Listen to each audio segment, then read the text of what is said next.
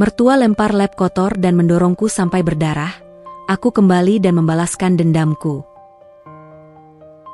Aroma lavender dan kayu cendana selalu menyambut langkah kaki Anya setiap kali ia memasuki kediaman keluarga Adi.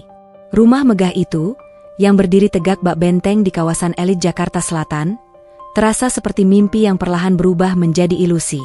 Anya, dengan senyum yang seringan bulu angsa, adalah seorang desainer grafis lepas yang tulus. Otaknya dipenuhi ide-ide liar, dan hatinya adalah wadah bening yang mudah percaya. Ia bukan berasal dari dunia kemewahan ini. Latar belakangnya sederhana, sebuah kanvas kosong yang kini dihiasi oleh tinta emas pernikahan. Pernikahannya dengan Dion sudah menginjak usia 1 tahun. Dion Adi, pria tampan dengan sorot mata lembut yang kini duduk di sisi sofa bludru, sibuk dengan tabletnya, adalah eksekutif muda di perusahaan keluarga, Ratna Adi Group, RAG.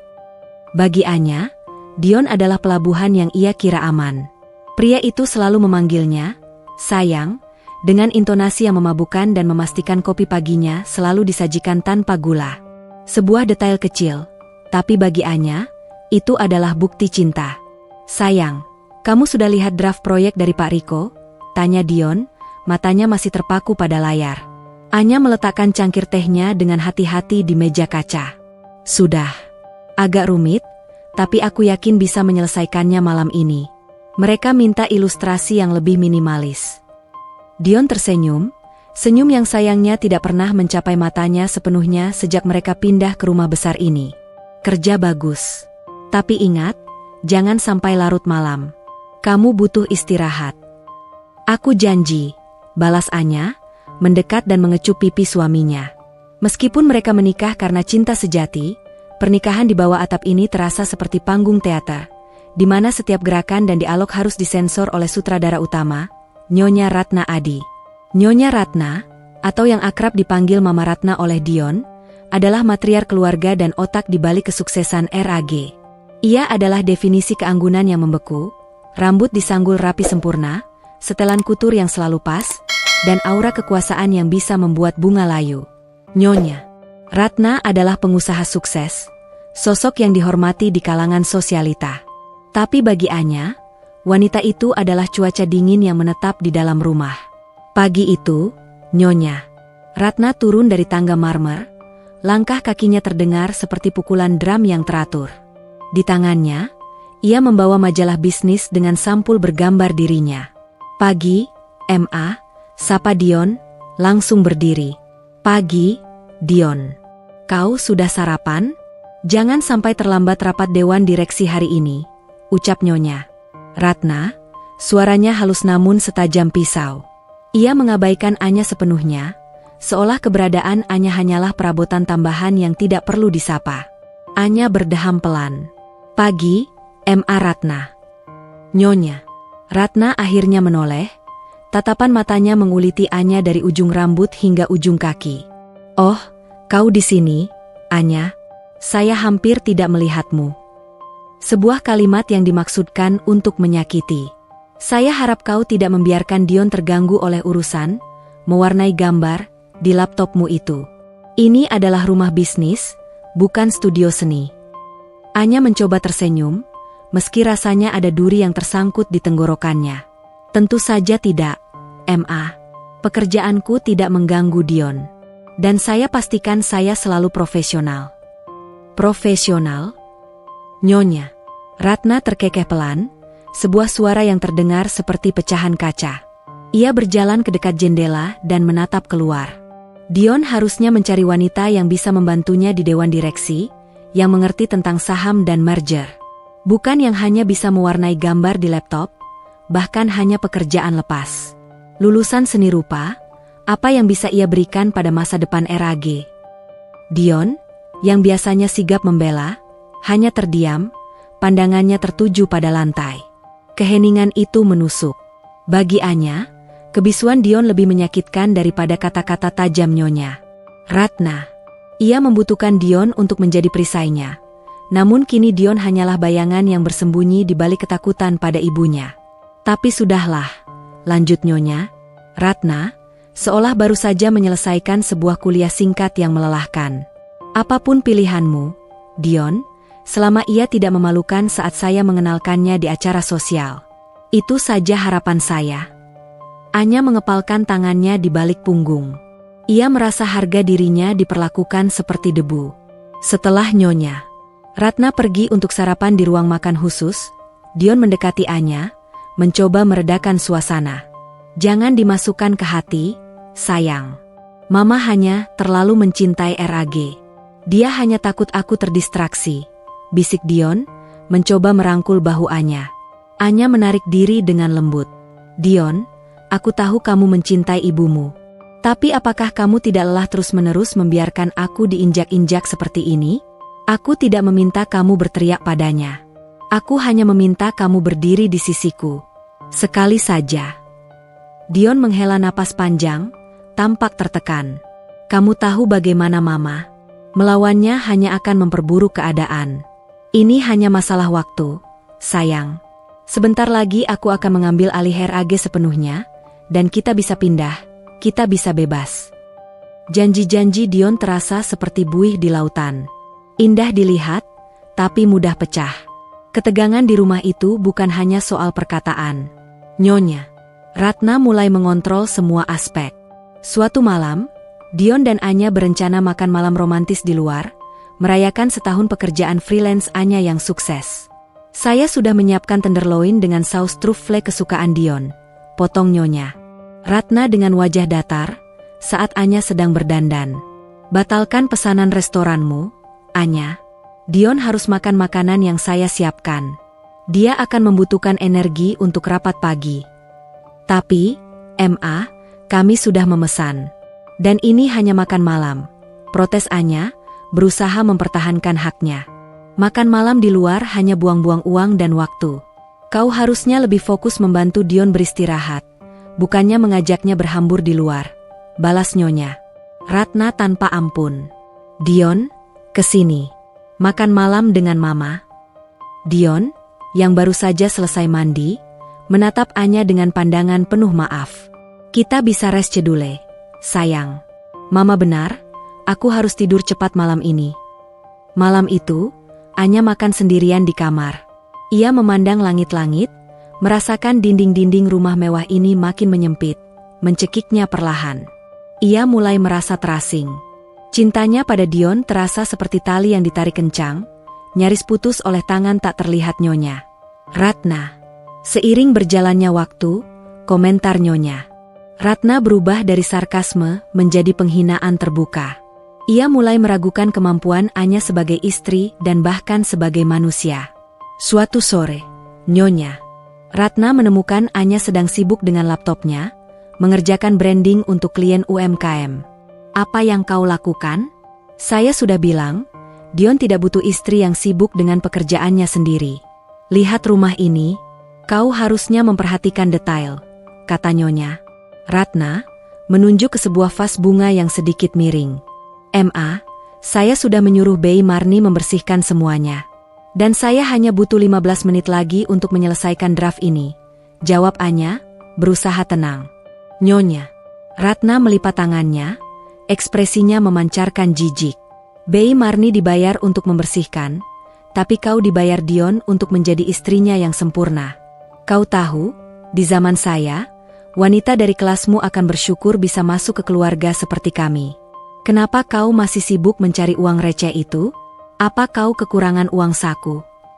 Ini bukan tentang uang, Ma, ujar Anya, bangkit, matanya berkaca-kaca. Ini tentang harga diri. Ini tentang keberadaanku. Saya ingin memiliki sesuatu yang saya bangun sendiri. Harga diri? Nyonya Ratna tertawa, tawa yang menusuk tulang. Harga diri itu diukur dari seberapa besar kehormatan yang kau bawa untuk suamimu. Dan saat ini, kau tidak membawa apa-apa, kecuali pekerjaan murahanmu itu. Anya merasakan dadanya sesak. Ia melihat ke sekeliling ruangan.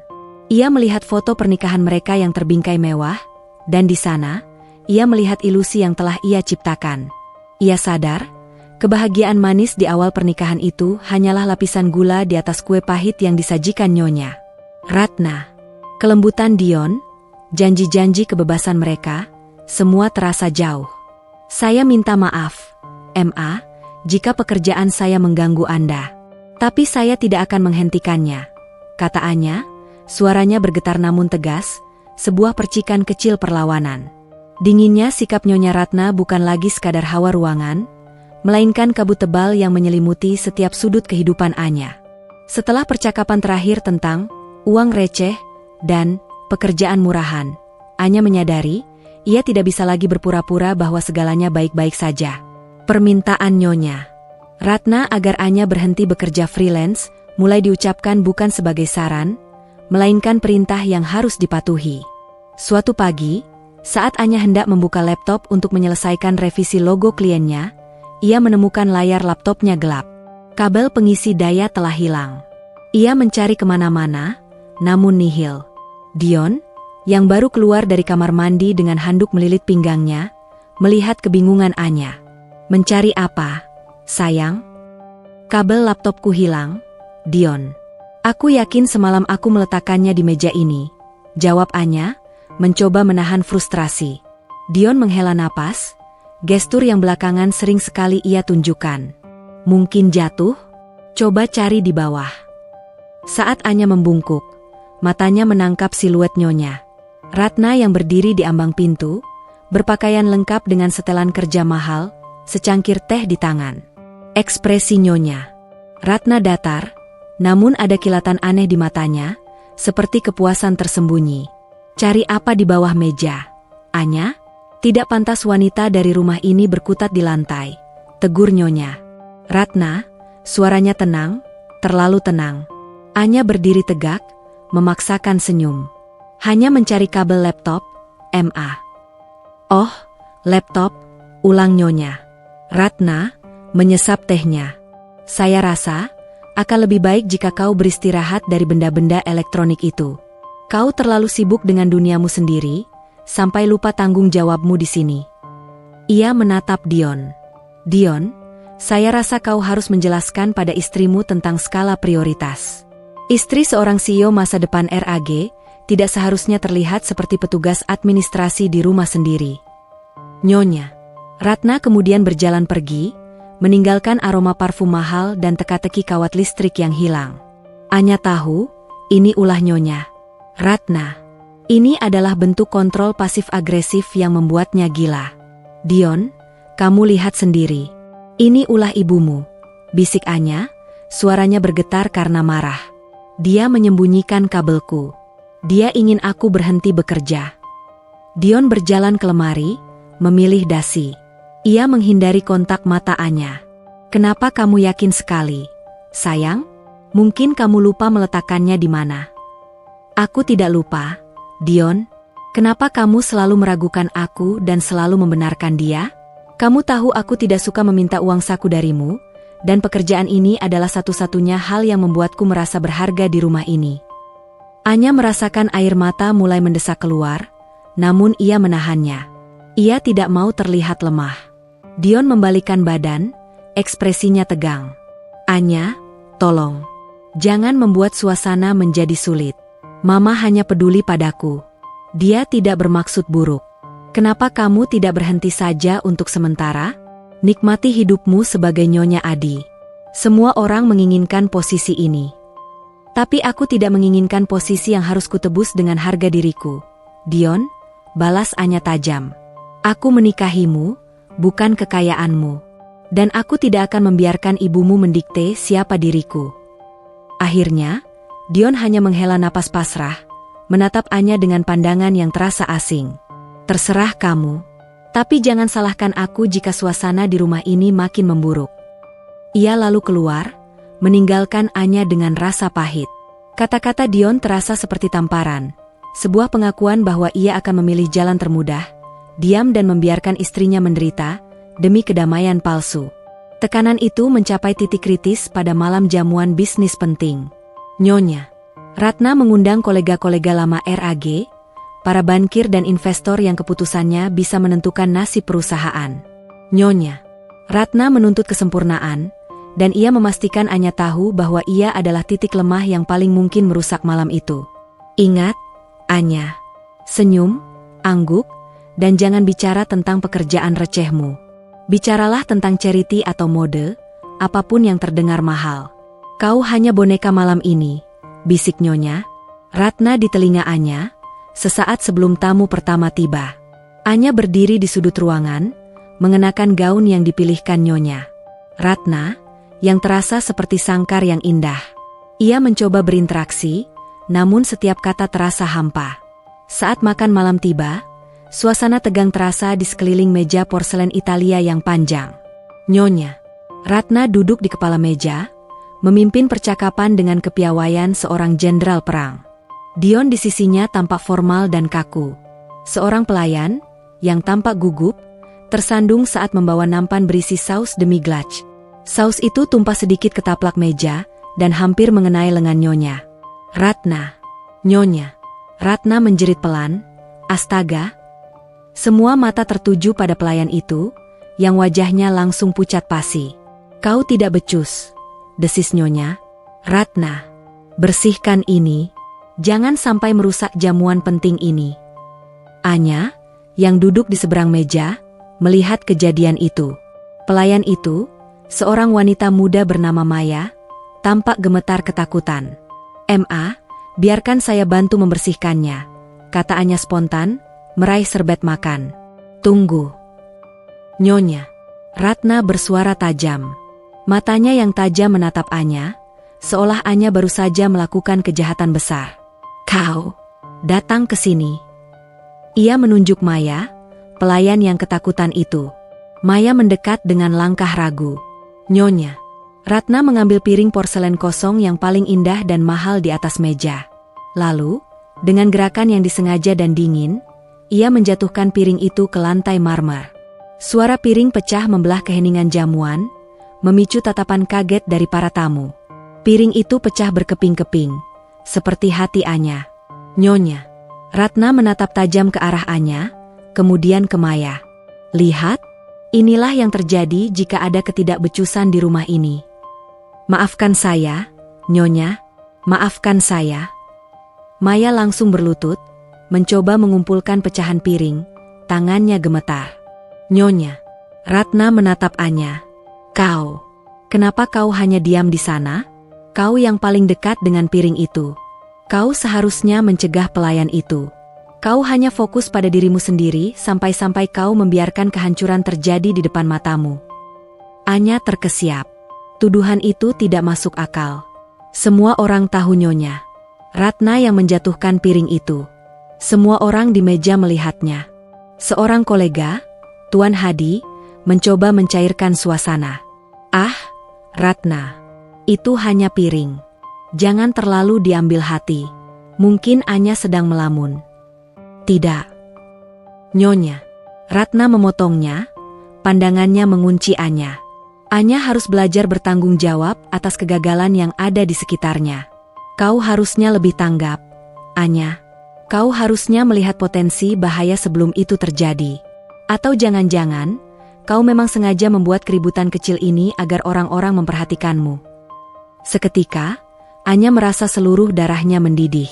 Ia merasa harga dirinya, martabatnya, dilemparkan ke lantai bersama pecahan porselen itu. Ini bukan lagi tentang piring. Ini adalah demonstrasi kekuasaan dan penghinaan di depan publik, yang secara halus Nyonya Ratna lemparkan padanya. Anya menoleh ke arah Dion, mencari bantuan, mencari perisai yang dijanjikan. Dion duduk diam, memegang gelas wine dengan buku-buku jari memutih. Wajahnya pucat, tapi ia tidak mengucapkan sepatah kata pun. Keheningan Dion adalah konfirmasi atas semua tuduhan Nyonya Ratna. Kebisuan Dion adalah pengkhianatan terberat. "Dion, katakan sesuatu," desis Anya, suaranya pelan namun mengandung permohonan yang mendalam. "Kamu lihat sendiri, dia menjatuhkannya." Dion menatap Anya sebentar, matanya dipenuhi rasa takut dan malu, bukan pembelaan. Ia kemudian menunduk. "Anya, sudah. Maafkan Mama. Mungkin kamu memang harusnya lebih fokus pada sekitar. Jangan memperkeruh suasana." "Sudah, minta maaf pada Mama," bisik Dion, suaranya begitu rendah sehingga hanya Anya yang mendengarnya. Mendengar Dion memintanya meminta maaf atas kesalahan yang tidak ia lakukan, Di depan mata para tamu yang sebenarnya melihat kebenaran, adalah pukulan yang menghancurkan. Bagi Anya, momen itu adalah titik balik. Ia melihat Dion bukan sebagai suaminya, melainkan sebagai tawanan ibunya yang pengecut. Perasaan cinta yang dulu kuat kini digantikan oleh kekecewaan yang membatu. Anya berdiri, gemetar. Ia menatap Nyonya Ratna, lalu Dion, lalu pecahan piring di lantai. Ia tidak berkata apa-apa. Ia hanya berbalik dan meninggalkan ruangan jamuan itu. Gaun mewahnya terasa berat seperti rantai. Ia tidak bisa menangis. Air matanya seolah telah membeku di mata. Di kamar, ia mengumpulkan beberapa barang seadanya. Ia tahu, ia tidak bisa tinggal di rumah ini lagi, di mana harga dirinya dihancurkan berulang kali dan suaminya sendiri meninggalkannya sendirian di medan perang. Aku akan pergi, bisiknya pada cermin. Tapi aku akan kembali. Dan saat aku kembali, kamu tidak akan bisa menginjakku lagi, Nyonya Ratna. Benih-benih dendam, yang lahir dari kekecewaan dan kehinaan, kini mulai bersemi. Ia berjalan keluar kamar, melewati koridor panjang. Ia harus meninggalkan rumah ini malam ini juga. Anya turun menuju pintu belakang, menuju kegelapan dan kebebasan. Namun, ia tidak tahu bahwa malam itu, Nyonya Ratna belum selesai dengan penghinaannya, dan bahwa perpisahan mereka akan ditandai dengan darah. Pintu besar itu terasa seperti tembok, dan langkahnya terasa seperti menarik jangkar. Ia harus segera pergi sebelum kebohongan dan tekanan itu benar-benar menenggelamkannya. Ia tahu, kamar tidur utama terasa sesak, lebih menyerupai ruang interogasi daripada tempat peristirahatan. Setelah meninggalkan meja makan, Anya duduk di tepi tempat tidur. Pakaian pestanya masih melekat, sementara pecahan piring porselen di lantai bawah seolah masih bergema di telinganya. Rasa sakit karena dihina di depan umum, ditambah kebisuan Dion yang mematikan, telah mengubah hatinya menjadi batu. Ia sudah mengemasi tas kecil berisi dokumen dan sedikit pakaian. Tekadnya bulat, ia harus pergi. Dion masuk beberapa saat kemudian. Wajahnya tampak lelah, seperti lilin yang hampir meleleh. Ia mendekati Anya, mencoba meraih tangannya. Anya, dengarkan aku. Kumohon. Jangan pergi seperti ini. Tamu-tamu sudah pulang, dan Mama sudah tenang. Ujar Dion, suaranya syarat permohonan, namun juga kelemahan. Anya menarik tangannya. Tatapannya dingin, tanpa emosi. Tenang? Setelah memperlakukanku seperti itu, Dion, kamu membiarkan dia menuduhku, menghinaku, di depan semua orang. Dan apa yang kamu lakukan? Kamu memintaku minta maaf. Dion menjatuhkan dirinya di samping Anya. Aku melakukannya untukmu. Untuk meredakan situasi. Kamu tahu, melawan Mama di depan kolega-koleganya hanya akan membuat segalanya lebih buruk. Aku berjanji, aku akan bicara dengannya besok. Kita akan pindah, kita akan. Janji? Janji manismu sudah basi. Dion, potong Anya tajam, suaranya seperti serpihan es. Sudah setahun aku menunggu kamu menepati janji itu. Setahun aku hidup dalam bayangan ibumu, diinjak-injak setiap hari. Aku lelah menjadi tawanan di rumah mewah ini. Aku lebih baik tidur di kolong jembatan dengan harga diriku, daripada di kasur sutra ini tanpa martabat. Dion menatapnya, matanya membesar karena terkejut. Jangan bicara begitu. Aku mencintaimu. Aku akan melindungi. Melindungi? Anya tertawa hambar, air mata akhirnya jatuh. Namun bukan air mata kesedihan, melainkan kemarahan. Melindungi? Di mana kamu saat dia menghancurkan piring dan menuduhku? Di mana kamu saat dia mengambil kabel laptopku? Aku tidak butuh pelindung yang bersembunyi di balik rok ibunya, Dion. Aku butuh pasangan. Perdebatan mereka terpotong saat pintu kamar terbuka tanpa diketuk. Nyonya Ratna berdiri di sana, matanya menyala-nyala. Ia pasti mendengar pertengkaran mereka. Apa ini? Masih berani membuat keributan setelah malam yang memalukan itu? Sembur Nyonya Ratna, melangkah masuk, memancarkan aura kegelapan. "Ma, ini urusan kami. Tolong," pinta Dion, mencoba menghalangi ibunya. Nyonya Ratna mengabaikan Dion. Pandangannya terpaku pada tas kecil di sudut kamar, yang berisi barang-barang Anya. Wajahnya menegang, menyadari niat Anya. "Oh, Jadi kau mau kabur? Setelah kau merusak citra Dion dan meremehkan apa yang sudah kami berikan padamu. Nyonya. Ratna melangkah mendekat, jari telunjuknya menunjuk wajah Anya. Dasar wanita serakah tak tahu terima kasih. Kau pikir kau bisa masuk ke keluarga Adi hanya karena wajah manismu? Aku sudah memberimu segalanya. Tinggal di sini, makan makanan terbaik, mengenakan pakaian mahal. Dan kau membalasnya dengan penghinaan. Anya berdiri tegak, kelemahannya menghilang. Saya tidak pernah meminta apapun selain rasa hormat. Dan saya tidak merusak citra Dion. Anda yang merusaknya, dengan memperlakukan saya seperti barang rongsokan. Nyonya. Ratna tersentak. Tidak ada yang pernah berani membantahnya dengan nada sekasar itu. Kemarahan murni membanjiri wajahnya. Rasa hormat? Wanita sepertimu tidak tahu apa artinya kehormatan. Nyonya. Ratna berbalik cepat, matanya menyapu ruangan. Matanya jatuh pada sehelai kain, lap pembersih berwarna kusam yang tertinggal di atas meja rias, bekas Bei Marni membersihkan debu tadi sore. Dengan gerakan cepat yang mengejutkan, Nyonya. Ratna menyambar lap kusam itu. Lap itu masih lembab, mungkin bekas membersihkan tumpahan di dapur. Kau mengincar harta kami. Kau hanya ingin memanfaatkan Dion. Kau pikir kau pantas di sini? Teriak Nyonya. Ratna, suaranya melengking tinggi, menembus dinding. Sebelum Anya sempat bereaksi, Nyonya. Ratna melemparkan lap kotor itu tepat ke wajah Anya. Dasar wanita kotor. Kau pikir kau pantas jadi menantuku? Seru Nyonya. Ratna, napasnya tersengal-sengal. Lap kotor itu mendarat di pipi Anya. Rasa jijik dan penghinaan yang tak tertahankan menyelimuti Anya. Itu bukan hanya lap. Itu adalah simbol dari semua penghinaan yang telah ia telan setahun terakhir. Ini adalah klimaks dari penderitaannya. Anya melepaskan lap itu dari wajahnya, matanya kini berkobar-kobar. Ia menatap Nyonya. Ratna, bukan dengan air mata, tapi dengan api. Ini adalah batasnya, Nyonya Ratna. Saya akan pergi. Dan saya tidak akan pernah kembali ke tempat ini. Saya bersumpah. Anya berbalik, mencoba melangkah ke pintu. Tapi Nyonya Ratna, yang amarahnya sudah mencapai puncak gunung berapi, tidak membiarkannya. Tidak. Kau tidak akan pergi dengan kepala tegak setelah menghancurkan segalanya. Nyonya.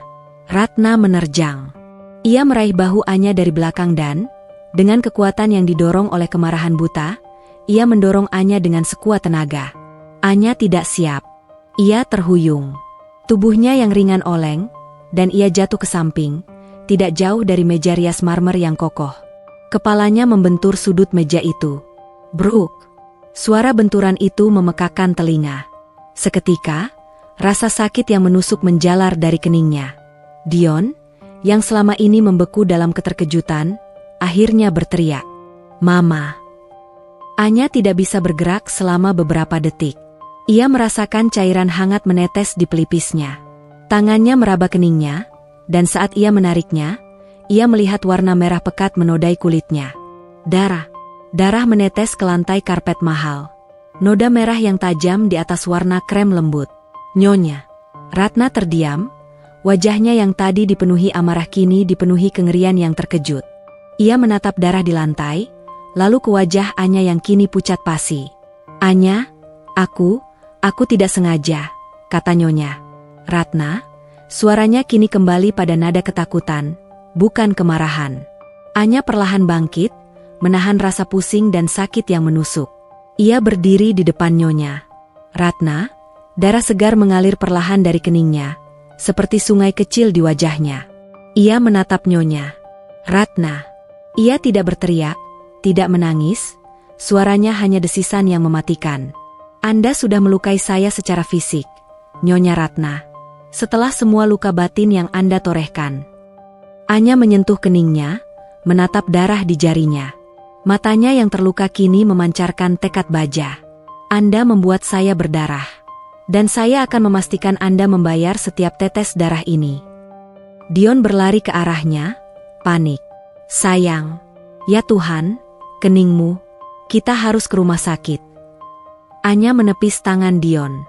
Ia menatap Dion dengan pandangan yang dingin dan asing. Terlambat, Dion.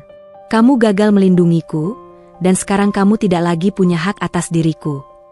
Ia mengambil tas kecilnya, mengabaikan Dion dan Nyonya. Ratna yang berdiri mematung di tengah kemegahan kamar. Ia melangkah keluar. Di ambang pintu, Anya berhenti. Ia berbalik, memastikan kata-katanya tertanam kuat di hati Nyonya. Ratna, aku akan pergi malam ini, tapi ini bukan akhir. Ini adalah permulaan, kata Anya, suaranya tenang, namun janji yang tersimpan di dalamnya seberat batu nisan. Aku akan kembali, Nyonya Ratna, dan saat aku kembali, aku tidak akan lagi menjadi menantumu yang bodoh. Aku akan menjadi lawan yang harus kamu takuti. Aku akan merebut apa yang paling kamu cintai, kehormatanmu, dan kamu tidak akan bisa menatapku lagi. Dengan kalimat terakhir itu, yang menusuk hingga ke inti jiwa Nyonya Ratna, Anya melangkah keluar dari rumah megah itu, dari sangkar yang berlumuran darahnya sendiri. Ia berjalan menembus malam yang pekat, darah di keningnya terasa dingin. Rasa sakit fisik itu justru menjadi obat, menyadarkannya bahwa ia tidak punya pilihan selain bertarung. Kota metropolitan yang kejam membentang di depannya, dan kini, ia siap menjadi bagian dari kegelapan itu, demi mendapatkan kembali cahaya dirinya yang hilang. Ia meninggalkan cinta, kehinaan, dan Dion di belakangnya. Yang ia bawa hanyalah lap kotor di wajahnya dan dorongan brutal yang membuatnya berdarah. Itulah modalnya, dendam dan tekad. Langkah kaki Anya di atas paving block terasa berat. Namun setiap jejak yang ditinggalkan adalah pemutusan ikatan yang menyakitkan. Malam terasa dingin, seolah ikut merayakan kehampaan yang tiba-tiba melingkupi dirinya. Ia tidak menoleh ke belakang. Di belakangnya, hanya ada bayangan benteng megah yang kini ia labeli sebagai penjara penuh penghinaan. Darah di keningnya sudah mulai mengering, meninggalkan bekas merah gelap yang terasa panas dan nyeri. Bekas luka itu adalah mahar kepergiannya, dan ia bersumpah akan menjadikannya motivasi abadi. Ia berjalan tak tentu arah, hingga mencapai gerbang utama. Penjaga keamanan yang mengenalinya tampak terkejut melihat keadaannya, namun Anya hanya menggeleng lemah, menolak tawaran bantuan. Ia memanggil taksi daring. Tujuannya, bukan rumah orang tuanya, melainkan sebuah distrik pinggiran kota yang ramai dan anonim, tempat di mana ia bisa menghilang dan membangun kembali dirinya tanpa terdeteksi. Di dalam taksi, getaran ponselnya tak henti-hentinya. Panggilan dari Dion, pesan-pesan yang beruntun, penuh kepanikan dan permohonan. Anya, jawab teleponku. Aku panik. Biar aku jemput kamu, kita ke rumah sakit sekarang. Mama tidak bermaksud begitu, dia hilang kendali. Aku mencintaimu, tolong. Anya hanya menatap layar ponselnya. Kata-kata Dion terasa kosong, seperti debu yang tertiup angin. Kata, cinta, kini terasa hampa ketika tidak disertai dengan perlindungan. Ia menekan tombol tolak.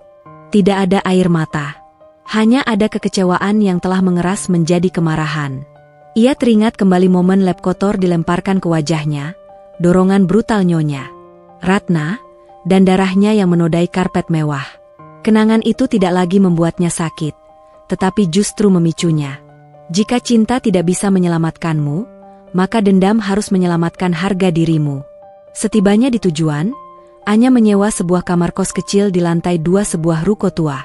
Kamar itu sempit, berbau pengap, dan sangat kontras dengan kemewahan yang ia tinggalkan. Tetapi begitu ia menutup pintu, ia merasakan kebebasan yang telah lama hilang. Kebebasan itu berharga, meskipun harus dibayar dengan luka di kening. Keesokan paginya, Anya mematikan ponsel lamanya dan membeli yang baru. Ia menyadari, jika ia ingin membalas dendam, ia tidak bisa melakukannya dari posisi korban. Ia harus menjadi arsitek takdirnya sendiri. Ia duduk di tepi tempat tidur, di depan jendela kecil yang menyajikan pemandangan atap seng berkarat. Ia mulai merumuskan rencananya, bukan dengan amarah yang meledak-ledak, melainkan dengan pikiran yang dingin dan terorganisir. Pertama, sembunyikan identitas. Kedua, tingkatkan kemampuan. Aku harus lebih dari sekadar desainer grafis lepas. Ketiga, targetkan kelemahan Nyonya Ratna. Apa yang paling ia cintai? Kekuasaan dan kehormatan. Anya bergumam pada dirinya sendiri, suaranya pelan dan serak. Aku tidak akan membalas dendam dengan menghancurkan uang Dion. Itu bukan caraku. Aku harus menghancurkan fondasi kekuasaan Nyonya Ratna. Aku akan merebut satu-satunya hal yang ia takuti kehilangannya, posisi sosialnya dan kendali atas perusahaannya. Ia ingat bagaimana Nyonya Ratna selalu meremehkan pekerjaannya, menyebutnya mewarnai gambar dan uang receh. Sekarang, ia akan menggunakan keahliannya di bidang kreatif dan digital untuk menciptakan sesuatu yang sangat kuat hingga mampu menggoyahkan benteng bisnis RAG. Anya segera mencari informasi tentang kursus manajemen bisnis, pemasaran strategis, dan investasi. Ia menggunakan sisa uang tabungannya untuk mendaftar kursus daring intensif dari universitas ternama. Ini bukan lagi tentang mencari pekerjaan. Ini tentang mengubah skill menjadi senjata, pikir Anya. Ia mendirikan sebuah badan usaha baru, sebuah agensi konsultasi merek dan strategi digital, di atas kertas. Ia membutuhkan nama samaran yang kuat, profesional, dan misterius. Setelah berpikir panjang, ia menulis 2 huruf di buku catatan barunya, AR. AR. Anya Revansya.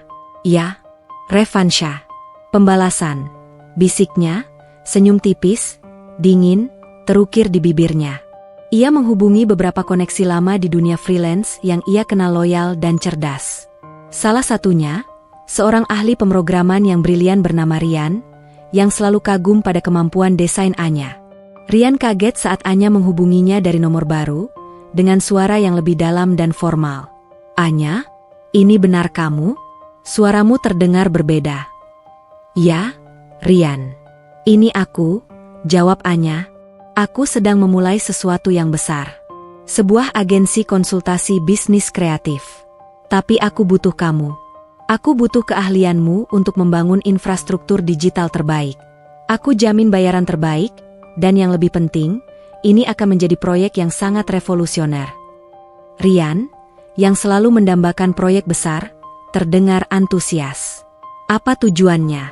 Anya, konsepnya seperti apa? Konsepnya? Anya menjeda, menatap langit-langit kamar kosnya yang rendah. Konsepnya adalah mengubah yang tidak berharga menjadi tak ternilai. Dan tujuannya, menantang dominasi lama di pasar. Ada sebuah perusahaan besar yang terlalu tua dan lamban beradaptasi. Aku ingin mengambil alih klien-klien terbaik mereka, satu persatu, dengan inovasi murni. Rian tidak tahu bahwa perusahaan yang dimaksud adalah RAG, dan ia tidak perlu tahu. Yang ia tahu hanyalah Anya yang baru ini terdengar seperti seorang CEO yang lahir dari api, bukan lagi seorang desainer grafis yang polos. Aku suka itu. Aku ikut. Anya, kapan kita mulai? Sekarang. Hari ini, jawab Anya tanpa ragu. Ia menutup telepon, lalu mengambil cermin kecil. Ia menatap bekas lukanya, yang kini ditutupi plester kecil. Bekas luka itu adalah pengingat konstan. Ia tidak akan membiarkan dirinya melupakan lab kotor itu, dorongan brutal itu, atau pengkhianatan Dion. Beberapa hari kemudian, sebuah paket tiba untuknya. Itu adalah flash disk yang dikirim Dion ke alamat ruko, alamat yang ia berikan sebelum membuang ponsel lamanya. Anya, aku menemukan ini di laci. Itu draft pekerjaan yang kamu cari. Aku tahu kamu tidak mau bicara denganku. Tapi tolong, jaga dirimu. Aku masih di sini. Aku tidak akan menyerah mencarimu. Maafkan aku. Anya memasukkan flash disk itu ke laptop barunya. Ia melihat draft desainnya. Ia tersenyum tipis. Dion masih mencintainya. Tapi cinta saja tidak cukup untuk memperbaiki kehancuran ini. Rasa sakit yang ditorehkan Nyonya Ratna sudah terlalu dalam, dan kelemahan Dion sudah terlalu nyata. Ia mengambil draft itu dan menyelesaikannya dengan cepat. Itu adalah proyek terakhir yang ia kerjakan sebagai Anya si desainer freelance.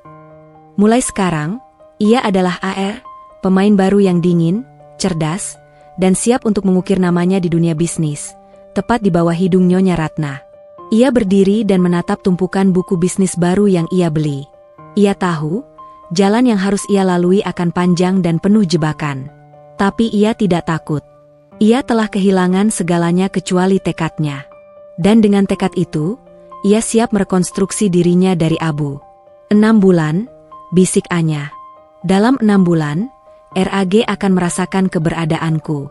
Dan Nyonya Ratna akan menyesali hari ketika dia membuat keningku berdarah. Malam itu, lampu kamar kos Anya menyala hingga dini hari. Ia bukan lagi tidur di kasur sutra. Ia tidur di atas tumpukan buku dan kode, menempa dirinya menjadi senjata terkuat, kecerdasan dan penguasaan pasar. Perjalanan balas dendamnya, yang dijanjikannya, kini telah memiliki peta dan tujuan. 6 bulan telah berlalu. Ruangan kos yang tadinya terasa sempit kini menjadi markas operasional bagi agensi konsultasi merek digital bernama AR Creative Solutions. Bekas luka di kening Anya telah memudar, meninggalkan garis tipis, seperti tanda tangan takdir. Ia tidak lagi dipanggil Anya. Ia adalah AR, nama yang mulai bergaung di lingkaran bisnis startup dan teknologi. Transformasi Anya tidak hanya sebatas nama. Pakaiannya yang dulu sederhana kini diganti dengan busana kerja yang tajam dan terstruktur, mencerminkan ketajaman pikirannya. Sorot matanya, yang dulu lembut dan penuh permohonan, kini dingin, penuh perhitungan, dan memancarkan otoritas. Ia telah menjadi sosok yang sama sekali berbeda. Profesional, kejam dalam negosiasi, dan tak terjangkau. AR Creative Solutions, berkat inovasi Rian di bidang infrastruktur digital dan strategi merek yang revolusioner dari Anya, mulai menarik perhatian klien-klien besar yang jenuh dengan pendekatan tradisional. Strategi Anya adalah menyerang titik lemah perusahaan-perusahaan raksasa, ketidakmauan mereka beradaptasi dengan kecepatan digital.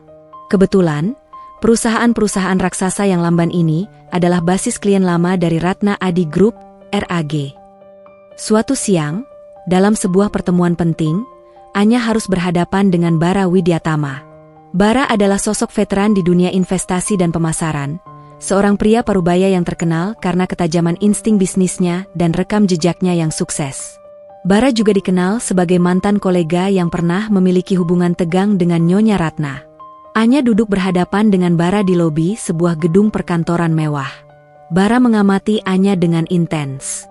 "Nona AR?" tanya Bara, suaranya dalam dan penuh selidik. "Saya sudah membaca proposalmu. Strategi rebranding digital 4.0. Jujur, ini terlalu berani. Tapi saya harus akui, sangat brilian.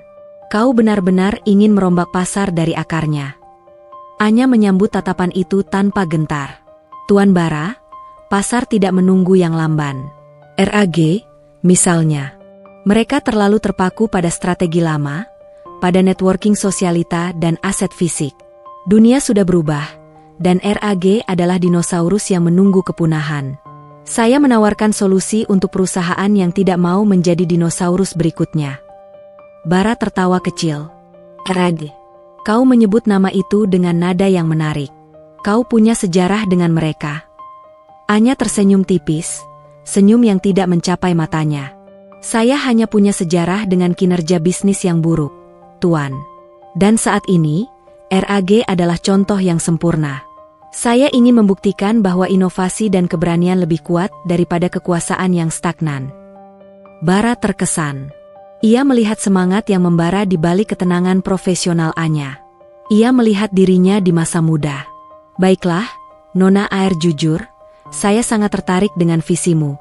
Saya akan menjadi klien pertamamu yang besar. Tapi bukan hanya itu." Bara mencondongkan tubuhnya ke depan. "Saya bisa menjadi lebih dari sekadar klien. Saya bisa menjadi mentor yang kamu butuhkan. Saya punya koneksi, dan yang terpenting, saya punya pengalaman bertarung dengan dinosaurus seperti Nyonya Ratna." Anya terdiam sesaat. Ini adalah kesempatan emas. Bara tidak hanya menawarkan modal, tetapi juga jalan masuk ke dunia bisnis yang kejam yang selama ini hanya ia pelajari dari buku. "Apa yang Anda inginkan sebagai imbalan, Tuan Bara?" tanya Anya, waspada. Ia belajar bahwa di dunia ini, tidak ada yang gratis. "Kejujuran dan ambisi yang murni," jawab Bara. "Dan satu hal lagi. Saya ingin melihat mereka yang jumawa karena kekuasaan lama, dipaksa bertekuk lutut di hadapan ide-ide baru. Saya ingin melihat RAG merasakan persaingan nyata." "Saya bisa menjamin itu," balas Anya, mengulurkan tangan. "Selamat datang di AR Creative Solutions, Tuan Bara."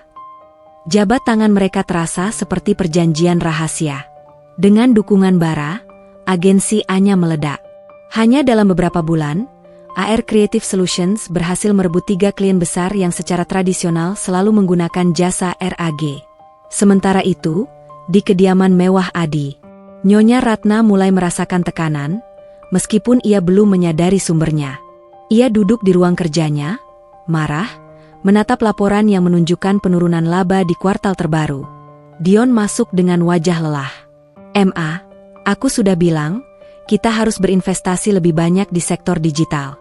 Klien kita, Global Optima, baru saja pindah ke agensi baru, AR Creative Solutions.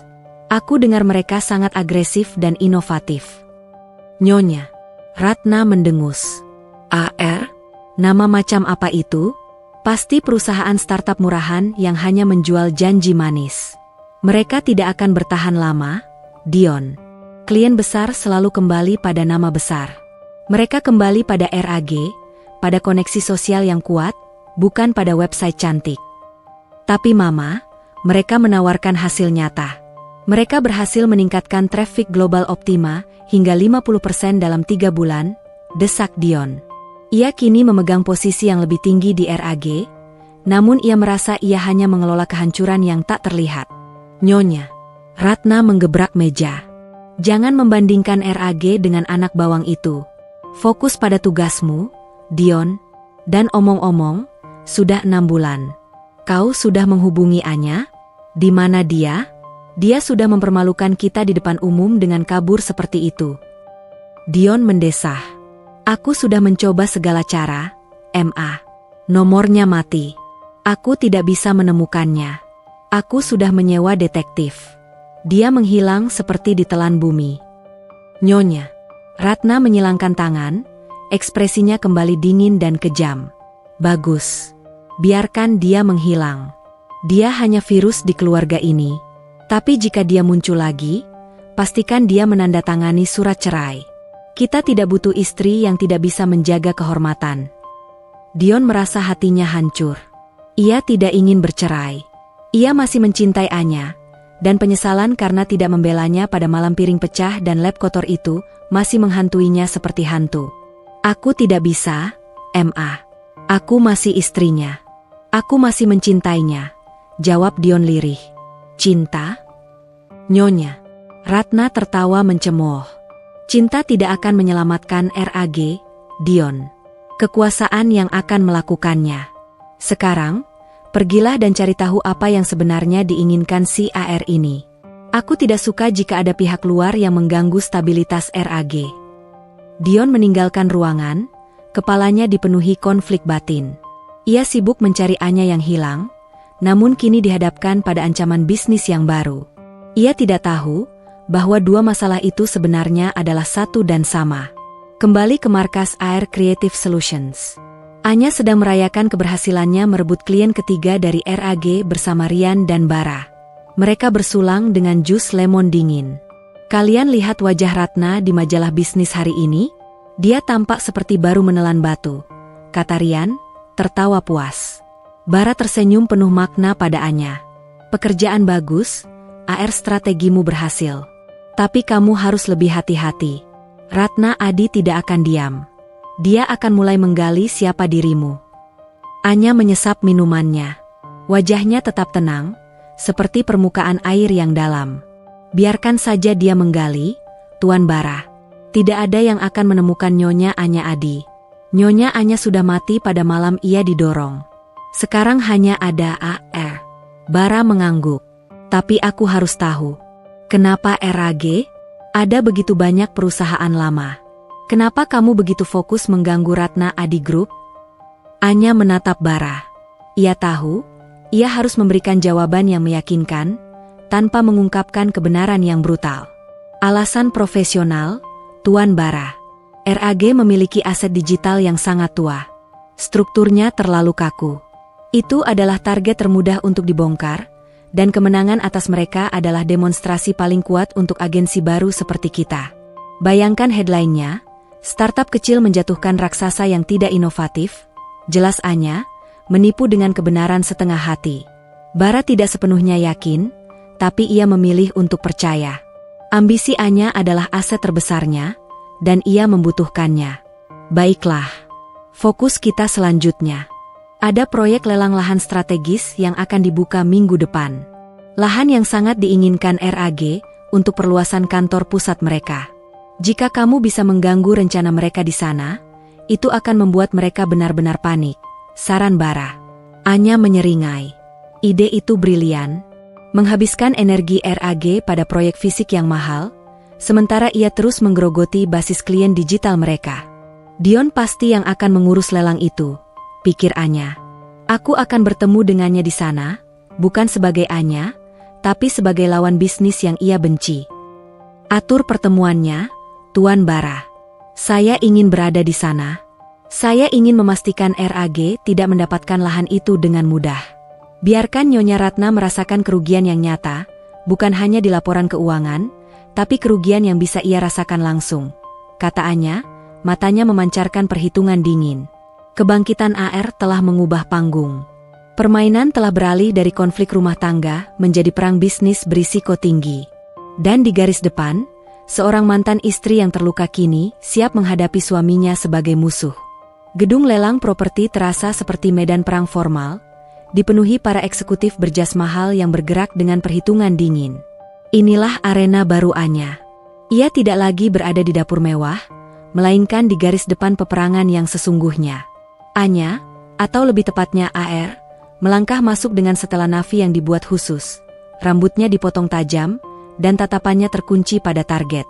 Ia ditemani oleh Bara, yang memberinya panduan singkat. Ingat, Ratna dan Dion akan fokus memenangkan lahan ini untuk membangun markas baru RAG. Mereka akan mengeluarkan dana besar.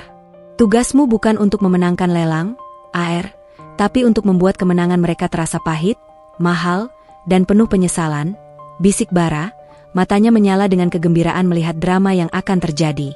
Anya mengangguk. Saya mengerti. Saya akan menaikkan tawaran mereka hingga ke ambang batas likuiditas.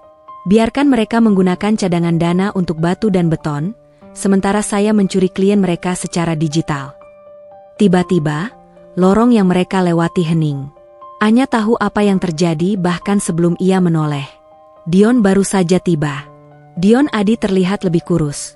Wajahnya menunjukkan bekas kelelahan dan mungkin penyesalan yang mendalam. Ia mengenakan setelan formal, berdiri di samping pengacara RAG. Langkahnya mantap. Namun tatapannya, saat menyapu ruangan, tampak gelisah. Dion langsung melihat Bara. Mereka saling mengenal. Dion berjalan ke arah mereka, ekspresinya formal namun di matanya tersimpan keheranan. Tuan Bara, lama tidak berjumpa. Saya tidak menyangka Anda tertarik pada properti ini, sapa Dion, mencoba profesional. Dunia bisnis selalu penuh kejutan. Dion, jawab Bara dengan senyum licik. Saya di sini mewakili klien. Izinkan saya memperkenalkan, ini adalah otak di balik agensi yang sedang naik daun, AR. Dion mengalihkan pandangannya dari Bara.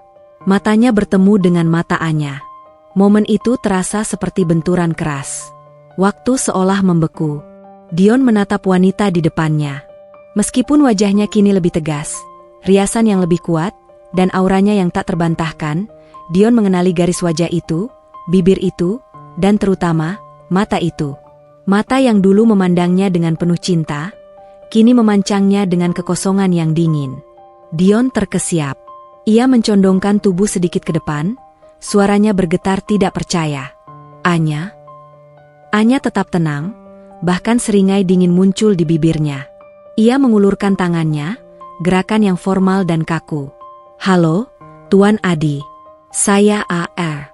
Direktur Utama AR Creative Solutions. Dan ya, saya klien Tuan Bara, ucap Anya, suaranya kini terlatih, rendah, dan profesional, tidak ada sisa-sisa kelembutan yang dulu ia miliki. Dion mengabaikan uluran tangan itu. Matanya menyusuri wajah Anya, berhenti pada bekas luka tipis di keningnya. Bekas luka yang ia tahu, ia dan ibunya yang bertanggung jawab atasnya. Penyesalan bagai jarum yang menusuk hatinya.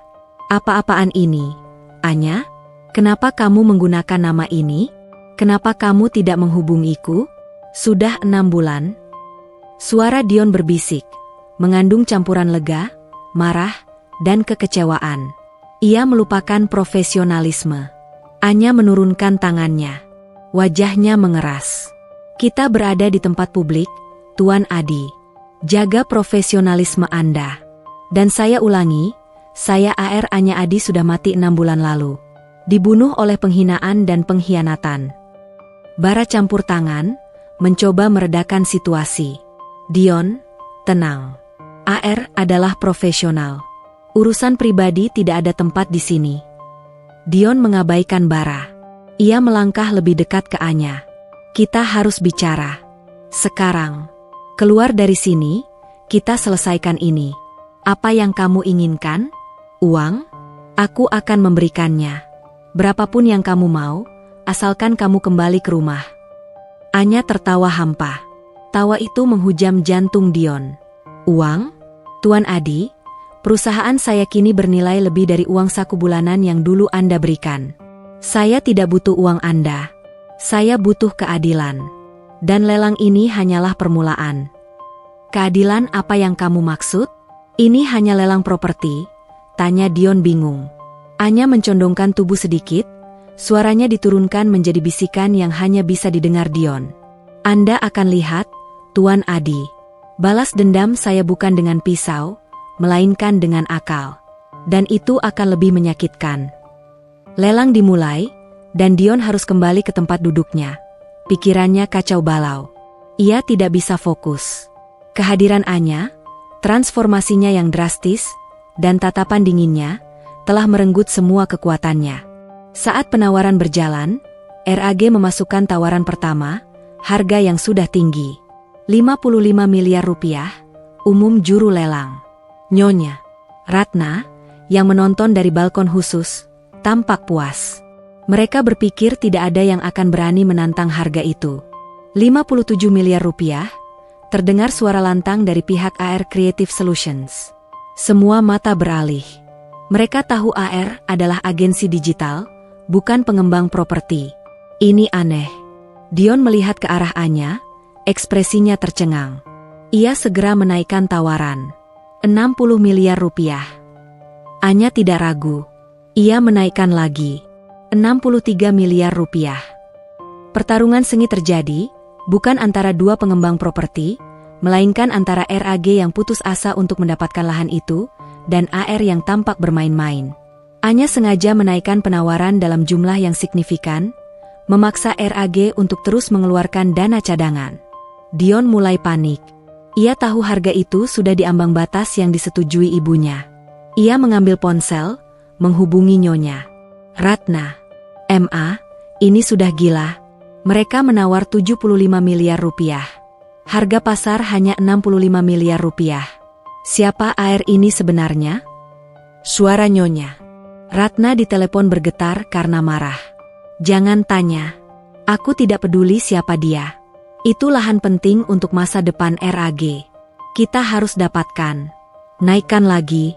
Habisi cadangan itu jika perlu. Jangan biarkan perusahaan murahan itu menang. Dion, di bawah tekanan ibunya, akhirnya memasukkan tawaran terakhir yang gila. 80 miliar rupiah. Semua orang terkesiap. Itu adalah jumlah yang akan merusak likuiditas RAG selama setidaknya 2 kuartal. Juru lelang menunggu. Ia menoleh ke arah HR. Anya tersenyum puas. Ia menoleh ke Bara. Bara mengangguk, senang dengan penderitaan RAG. 80 miliar rupiah. 1. Anya mengangkat tangannya, seolah ingin menawar lagi. Dion menatapnya dengan putus asa, matanya memohon. Anya menatap Dion, dan tiba-tiba, ia menurunkan tangannya. Ia tidak menawar lagi. Terima kasih, namun kami menarik diri. Selamat atas kemenangan Anda, Tuan Adi, ucap Anya, suaranya tenang. Juru lelang menggebuk palu. Lahan dimenangkan oleh Ratna Adi Group, dengan harga 80 miliar rupiah. Dion memenangkan lelang. Tapi kemenangan itu terasa seperti debu. Ia menoleh ke Anya, yang kini berjalan keluar dengan Bara. Anya, kenapa kamu melakukan ini? Kamu menghabiskan dana cadangan kami untuk lelang yang tidak kamu inginkan. Teriak Dion, tidak peduli pada protokol. Anya berhenti di ambang pintu, berbalik, dan menatap Dion. Saya bilang, saya tidak mau uang Anda, Tuan Adi. Tapi saya akan pastikan Anda membayar kerugian yang Anda sebabkan pada saya, balas Anya, dingin. Sekarang, selamat merayakan kemenangan mahal Anda. Nikmati batu dan beton itu, sementara saya mengambil alih pasar digital Anda. Anya pergi, meninggalkan Dion yang hancur dalam kemenangan palsunya. Dion tahu, wanita yang baru saja memandangnya bukanlah Anya yang lembut, melainkan sosok yang lahir dari api dan es. Seorang musuh yang jauh lebih berbahaya daripada yang ia bayangkan. Nyonya, Ratna telah menciptakan monster yang kini kembali untuk menuntut balas. Dion kini berada di persimpangan, melawan istrinya, atau menghadapi ibunya. Dan ia tahu, perang ini baru saja dimulai. Kerugian finansial akibat lelang lahan strategis yang dipaksakan oleh HR menjadi luka terbuka bagi Ratna Adi Group, RAG. Nyonya Ratna murka besar. Keputusannya menggunakan dana yang seharusnya dialokasikan untuk operasional jangka pendek demi memenangkan lelang yang sangat mahal itu, kini terasa seperti bunuh diri strategis. Di kantornya yang mewah, Nyonya Ratna menggebrak meja, wajahnya memerah. Ia berteriak kepada Dion, yang berdiri kaku di depannya. 80 miliar rupiah, Dion.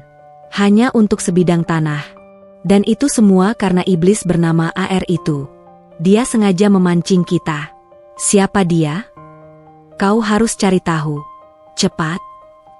Dion, meskipun kelelahan fisik dan mental, berusaha tetap tenang. Ma, aku sudah katakan, dia adalah Anya. Mantan istriku. Dia hanya membalas perlakuan mama padanya. Tapi dia telah berubah. Dia sangat berbahaya di ranah bisnis. Mantan istri? Nyonya. Ratna tertawa nyaring, tawa yang tidak lucu sama sekali. Seorang desainer grafis lepas yang diusir, tiba-tiba menjadi pengusaha cerdas? Jangan mengarang cerita, Dion. Jangan membela wanita itu. Dia hanya menggunakan namamu untuk menakut-nakutiku. Dia tidak menggunakan namaku, Ma. Dia menggunakan kecerdasannya. Dion balas membantah, nada suaranya sedikit meninggi. Mama meremehkannya, dan sekarang dia kembali untuk menghancurkan kita. Ma. Kami harus segera melakukan audit internal dan memperkuat pertahanan digital sebelum dia mengambil semua klien kita. Nyonya. Ratna menatap Dion dengan pandangan mengancam. Kau berani membentakku, demi wanita yang hampir menghabiskan dana RAG. Dengarkan aku, Dion. Abaikan ancaman digital, konyol itu. Fokus pada hukum. Kau harus menemui pengacara dan pastikan surat cerai dengan Anya segera diproses. Aku tidak mau ada kaitan hukum apapun dengan wanita gila itu. Dion mundur selangkah, merasa kalah. Ia tahu, berdebat dengan ibunya sama saja seperti berbicara dengan tembok batu. Baik, Ma. Aku akan mengurusnya. Sementara Dion terjebak dalam perangkap ibunya, AR Creative Solutions sedang merayakan strategi lelang yang berhasil. Di markas AR, Bara tertawa geli sambil membaca berita tentang krisis likuiditas RAG. Kerja bagus, AR kau membuat Nyonya Ratna panik tanpa menembakkan peluru. Dia pasti berpikir kamu adalah saingan properti. Dia tidak akan pernah menduga serangan sesungguhnya adalah di ranah digital. Anya duduk di mejanya, memandangi peta strategi RAG. Peta itu ditandai dengan titik-titik merah, klien-klien yang akan segera ia rebut. Kepanikan adalah senjata terbaik, Tuan Bara. Ketika mereka panik, mereka melakukan kesalahan. Dan kesalahan mereka adalah membiarkan pertahanan cyber mereka lengah. Rian, bagaimana perkembangan proyek RAG2? Tanya Anya pada Rian, ahli pemrograman andalannya. Rian, yang kini bekerja di kantor yang lebih layak, menggeser tabletnya. Jaringan RAG sangat tua dan rentan, AR. Saya bisa mengakses beberapa server lama yang berisi arsip klien dan beberapa dokumen internal. Mereka sangat ceroboh. Bagus. Tapi ingat, Rian, kita tidak di sini untuk melakukan tindakan ilegal. Kita tidak meretas. Kita hanya mencari data publik yang terabaikan, atau celah etika yang bisa kita manfaatkan secara strategis, tegas Anya. Prinsip balas dendamnya adalah kehancuran moral Nyonya. Ratna, bukan penjara bagi dirinya sendiri. Tentu saja. Saya hanya mencari informasi yang bisa dijadikan leverage untuk menarik klien mereka ke sisi kita. Jawab Rian, mengerti batas-batas etika yang ditetapkan Anya. Namun, di tengah penggalian data yang berfokus pada strategi klien, Rian menemukan sesuatu yang jauh lebih gelap. Sebuah folder arsip lama, tersembunyi jauh di dalam server yang jarang diakses, diberi label kode alih-alih nama. Rian segera menghampiri Anya, wajahnya tegang. "AR, aku menemukan sesuatu. Ini bukan tentang klien. Ini dokumen keuangan yang sangat sensitif. Ini ada hubungannya dengan pendirian RAG di masa lalu." Anya menyingkirkan pekerjaannya. "Apa itu?" Rian membuka file terenkripsi itu. Di layar muncul laporan keuangan, korespondensi hukum, dan notulen rapat yang berasal dari lebih dari 20 tahun lalu. Dokumen itu menunjukkan bahwa Nyonya Ratna telah menggelapkan sejumlah besar dana dari mitra bisnis awalnya, Tuan Adi, untuk mendirikan RAG. Tuan Adi, yang merupakan ayah kandung Dion. Anya terhenyak. Tangannya gemetar saat ia membaca rinciannya. Nyonya Ratna tidak hanya menipu rekan kerjanya, tapi juga suaminya sendiri. "Tunggu, Tuan Adi, bukankah itu ayah Dion?" tanya Anya, suaranya tercekat. Ia ingat, Dion pernah bercerita ayahnya meninggal karena sakit mendadak saat ia masih kuliah. Ya, Tuan Bara pernah menyinggung ini sekilas. Tuan Adi adalah rekan bisnisnya, dan kemudian mereka berselisih. Tapi lihat tanggal-tanggal ini, skandal penggelapan dana ini terjadi hanya beberapa bulan sebelum Tuan Adi meninggal. Jelas Rian, menunjuk tanggal di dokumen. Plot twist 1, Anya menyadari bahwa perlakuan kejam Nyonya Ratna padanya bukan sekadar sifat buruk, tetapi mungkin adalah hasil dari paranoia dan ketakutan bahwa rahasia kelamnya akan terungkap. Ia telah memanipulasi Dion dan menghancurkan kehidupan orang-orang yang mengancam kekuasaannya, termasuk suaminya sendiri. Anya merasa mual. Balas dendamnya yang semula hanya bertujuan untuk menghukum Nyonya Ratna atas penghinaan padanya, kini memiliki dimensi baru yang jauh lebih besar dan menyakitkan. Ini bukan lagi tentang lab kotor. Ini tentang kejahatan yang lebih besar. Panggil Tuan Bara. Sekarang. Kita harus mengonfirmasi ini. Perintah Anya, suaranya kini kembali dingin, tapi kali ini, ada nada kepedihan yang mendalam. Setengah jam kemudian, Bara tiba. Ia membaca dokumen-dokumen itu dengan wajah yang makin gelap. Ya Tuhan, ini dia. Saya sudah menduga. Adi, ayah Dion, curiga ada yang tidak beres dengan keuangan perusahaan patungan mereka. Tapi dia tidak pernah sempat mengungkapkannya. Semua orang mengira kematiannya adalah kecelakaan. Ratna mengontrol narasi, desah Bara, menggelengkan kepala. Anya menatap Bara, matanya penuh pertanyaan. Nyonya Ratna mengambil uang suaminya, dan kemudian suaminya meninggal tak lama kemudian. Apakah Anda curiga? Bara mengangkat bahu, ekspresinya penuh kebimbangan. Saya tidak bisa menuduh tanpa bukti, tapi yang pasti, Nyonya Ratna punya motif yang sangat kuat. Dan jika ini terungkap, kehancuran RAG tidak hanya berupa finansial, tetapi juga kehancuran hukum. Dan lebih penting, kehancuran emosional Dion. Pukulan emosional menghantam Anya. Ia datang untuk membalas dendam pada ibu yang jahat. Tetapi kini ia menemukan bahwa ibu itu mungkin juga seorang penjahat yang telah merenggut ayahnya, dan menyembunyikan kebenaran itu dari Dion selama bertahun-tahun. Tujuan Anya seketika berubah. Ia tidak bisa lagi hanya menghancurkan RAG secara finansial. Itu akan melukai Dion. Ia harus mengekspos kebenaran ini, membersihkan nama ayah Dion, dan memaksa Nyonya Ratna menghadapi konsekuensi hukum dan moral dari perbuatannya. Anya mengambil napas dalam-dalam. Rian, amankan semua salinan dokumen ini. Tuan Bara, kita tidak akan melanjutkan rencana strategis yang menggerogoti RAG, setidaknya untuk sementara. Kita harus mengubah tujuan. Kita harus melibatkan Dion. Bara terkejut. Melibatkan Dion? Dia adalah putranya, AR. Dia tidak akan percaya padamu. Dia bahkan mungkin akan membela ibunya. Dia harus tahu kebenaran tentang ayahnya. Nyonya Ratna telah menipu semua orang, termasuk putranya sendiri. Saya tidak bisa membiarkan Dion hidup dalam kebohongan ini, hanya karena saya ingin balas dendam. Ini bukan lagi tentang saya, Tuan Bara. Ini tentang keadilan dan membersihkan nama Tuan Adi. Dion harus memilih antara ibu yang jahat dan kebenaran yang pahit. Tegas Anya, suara dinginnya kini dipenuhi tekad yang murni. Ia segera mengambil ponsel barunya. Ia akan menghubungi Dion, bukan sebagai musuh, tetapi sebagai pembawa kebenaran yang menyakitkan. Pertaruhan ini sangat besar, karena ia mempertaruhkan seluruh rencananya. Tetapi ia tidak bisa membiarkan kebenaran yang begitu besar terkubur di bawah lap kotor dan pecahan piring. Dion Adi harus tahu kebenaran ini, dan dia harus membantuku. Ini adalah satu-satunya cara untuk benar-benar mengalahkan Nyonya Ratna.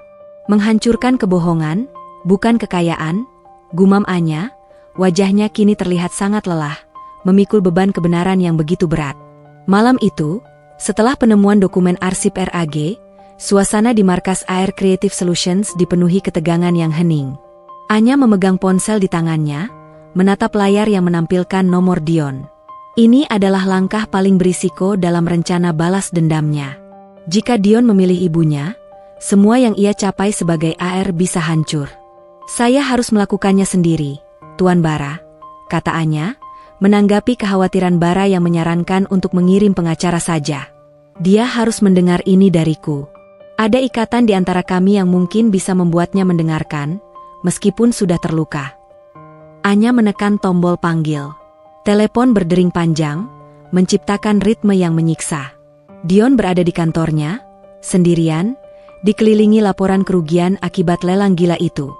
Ia merasa terjepit antara tuntutan ibunya dan bayangan Anya yang kini menjadi musuh bisnisnya. Ketika ponselnya berdering dengan nomor tak dikenal, ia hampir saja mengabaikannya. "Halo?" jawab Dion, suaranya terdengar lelah. "Dion, ini aku, Anya."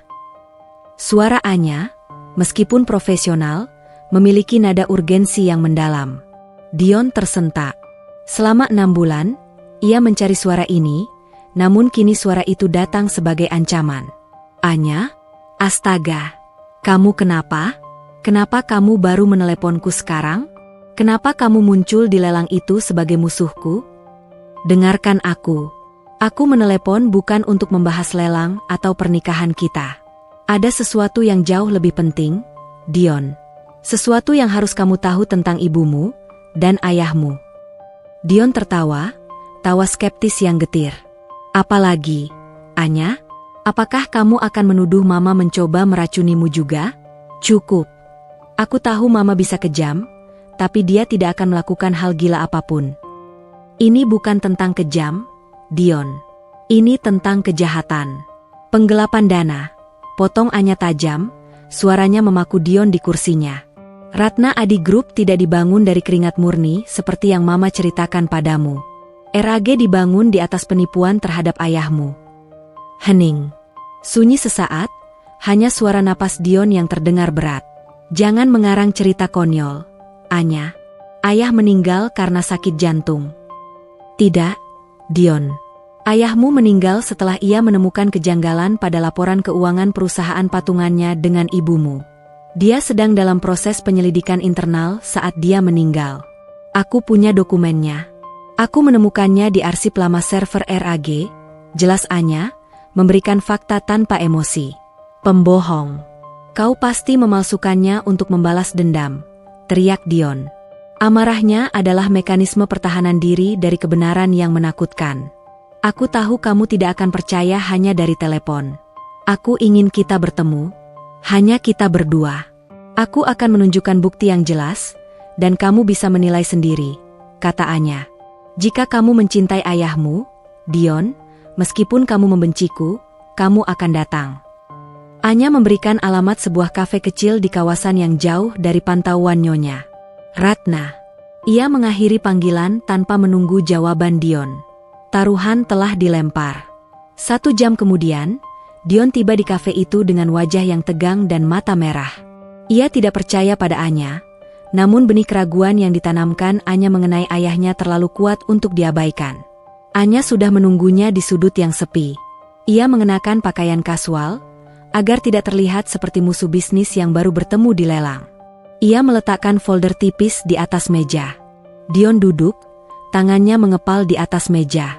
Aku di sini. Cepat, tunjukkan kebohongan yang kau buat ini, Anya. Dan setelah ini, kita tidak punya urusan lagi. Anya hanya mendorong folder itu ke depan Dion. Lihatlah sendiri. Ada laporan audit, korespondensi hukum antara Nyonya Ratna dan pengacara internal mereka, dan notulen rapat direksi, semua bertahun-tahun yang lalu. Dion mulai membaca. Awalnya, ia membaca dengan sikap skeptis, mencari-cari celah dan kesalahan ketik. Namun, semakin ia membaca, semakin matanya membelalak. Nama ayahnya, Tuan Adi, tertulis jelas sebagai pihak yang dirugikan. Jumlah dana yang digelapkan, taktik yang digunakan, dan bagaimana Nyonya Ratna mengambil alih aset tunggal setelah kematian ayahnya, semua tercatat rapi. Dion membaca hingga ke halaman terakhir. Tangannya gemetar begitu hebat hingga kertas itu berkerut. Ia mengangkat kepalanya. Matanya tidak lagi dipenuhi amarah, tetapi kehancuran yang total. Wajahnya pucat, seperti patung marmer. Tidak mungkin, bisik Dion, suaranya nyaris hilang. Mama tidak akan melakukan ini. Dia sangat mencintai Papa. Dia selalu bilang Papa meninggal karena dia terlalu keras bekerja. Itu adalah narasi yang ia ciptakan. Dion, kata Anya, nadanya kini melunak, dipenuhi empati. Ia melihat suaminya yang hancur, bukan musuhnya. Ayahmu menemukan kebenarannya.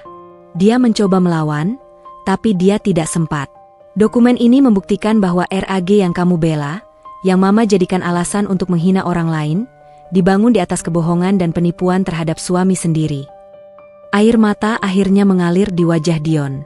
Bukan air mata sedih, melainkan air mata pengkhianatan yang mendalam.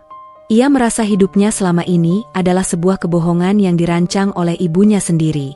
Kenangan masa kecilnya tentang ibunya yang selalu terlihat sempurna kini terasa seperti topeng yang mengerikan. Dan aku, Dion menarik napas yang terasa menyakitkan. Aku membiarkan dia mengusirmu. Aku membiarkan dia memperlakukanmu seperti sampah. Karena aku pikir dia adalah wanita suci yang hanya melindungi kekaisarannya. Padahal dia adalah pencuri. Mungkin lebih dari itu. Dion menatap bekas luka di kening Anya. Rasa bersalah menghantamnya seperti ombak raksasa. Aku minta maaf, Anya. Maaf atas segalanya. Atas penghinaan, atas lab kotor itu, atas darah di keningmu. Atas semua kata-kata tajam Mama yang kubiarkan begitu saja. Dan maaf karena aku tidak pernah mencarimu dengan sungguh-sungguh, ucap Dion, nadanya penuh penyesalan yang tulus. Ia akhirnya melihat kejelasan, seperti orang buta yang baru saja melihat cahaya. Anya memandangnya, melihat kejujuran di matanya. Rasa sakit masa lalunya masih ada, namun kini kekecewaannya pada Dion sedikit melunak. Aku tahu, Dion. Tapi penyesalan saja tidak cukup. Sekarang, kamu harus memilih. Kamu akan terus melindungi ibumu, atau kamu akan membantu menegakkan keadilan untuk ayahmu? Tanya Anya, tantangan terakhirnya. Dion menghapus air matanya.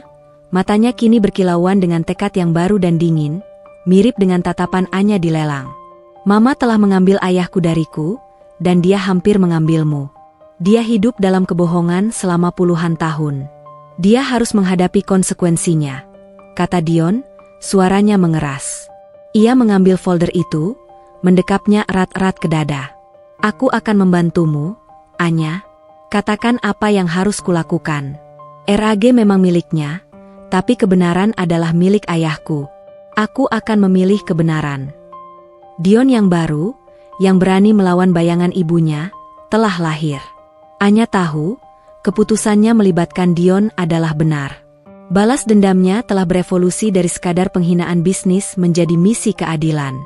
Anya mencondongkan tubuh ke depan. Bagus. Rencana kita berubah total. Kita tidak lagi menghancurkan RAG secara finansial. Kita akan menghancurkan kehormatan Nyonya Ratna. Kamu harus kembali ke RAG dan berpura-pura semuanya normal.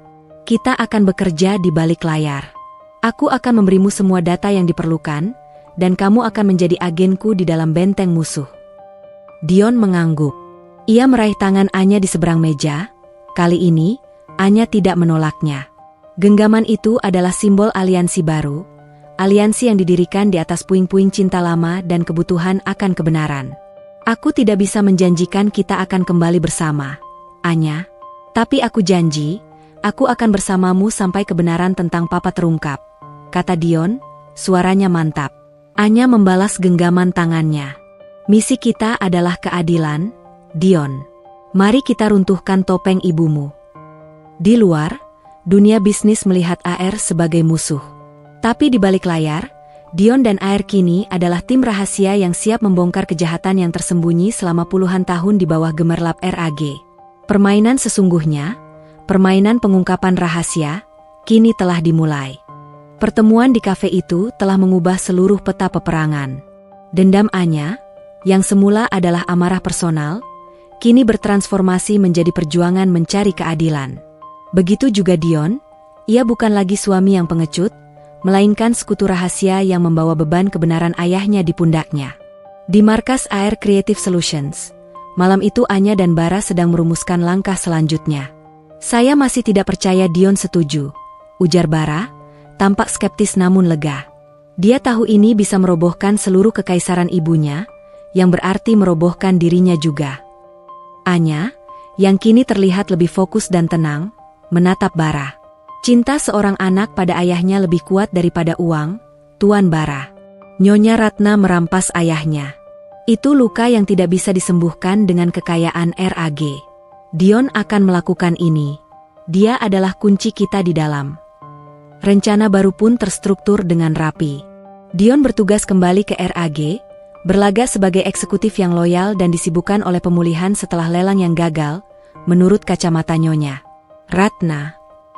Sementara itu, Anya, melalui AR Creative Solutions, akan memberikan Dion akses terenkripsi ke data-data tambahan yang Rian temukan, termasuk surat elektronik lama dan rincian transaksi bank yang ditutup-tutupi. Keesokan harinya, Dion kembali ke rumah Adi. Langkah kakinya berat, seolah membawa batu besar di dadanya. Ia harus menghadapi ibunya dengan senyum palsu, sebuah topeng yang kini terasa mencekik. Saat Dion memasuki ruang kerja Nyonya Ratna, ia menemukan ibunya sedang berbicara dengan pengacara, membahas langkah hukum untuk melawan perusahaan startup agresif bernama AR Creative Solutions. Dion, kau di sini. Sudah kau urus surat cerai itu? Tanya Nyonya Ratna, suaranya kembali memerintah. Dion berusaha keras agar tidak menunjukkan rasa jijik yang ia rasakan. Sedang diproses, MA. Tapi kita punya masalah yang lebih besar daripada Anya. Perusahaan AR itu terus menggerogoti. Aku perlu akses penuh ke arsip digital lama RAG. Mereka pasti menggunakan informasi dari masa lalu untuk mencari celah kita. Nyonya Ratna mendengus. Itu alasan konyol. Mereka hanya startup. Kau terlalu membesar-besarkan. Tapi baiklah, ambil kuncinya. Tapi jangan sentuh arsip fisik Tuan Adi. Itu kenang-kenangan pribadiku. Tentu saja, MA, jawab Dion, menyimpan kuncinya. Hatinya mencelos. Nyonya Ratna bahkan masih bisa berbohong tentang kenang-kenangan itu. Padahal, ia tahu, arsip fisik Tuan Adi adalah tempat di mana bukti kejahatan Nyonya Ratna bersembunyi. Malam harinya, setelah Nyonya Ratna tidur, Dion melaksanakan tugasnya. Ia duduk di kantor pribadinya, di bawah foto ayahnya yang tersenyum hangat, dan membuka file yang dikirim Anya. Anya telah membuat dokumen itu sangat mudah dibaca, merangkum kronologi kejahatan ibunya dalam bentuk garis waktu. Pesan dari AR, terenkripsi, aku tahu ini sulit, Dion. Tapi lihatlah semua. Transaksi ini terjadi 2 bulan sebelum Tuan Adi meninggal. Ibumu menggunakan perusahaan cangkang di Kaiman. Ini bukan kecelakaan. Ini perencanaan. Dion membaca rincian transfer dana besar-besaran, tanda tangan ayahnya yang dipalsukan di beberapa dokumen pinjaman, dan yang paling menyakitkan, surat pribadi ayahnya kepada pengacara yang menyatakan bahwa ia takut istrinya akan melakukan apapun untuk mengendalikan RAG. Air mata Dion menetes di atas dokumen tersebut. Papa, bisiknya, Rasa sakit dan penyesalan karena kebisuan masa lalunya menusuk tajam. Keesokan harinya, Dion menghubungi Anya melalui saluran aman. "Anya, aku sudah melihat semuanya. Aku tidak bisa tidur. Aku tidak percaya aku hidup dalam kebohongan selama ini," kata Dion, suaranya serak. "Kamu harus kuat, Dion.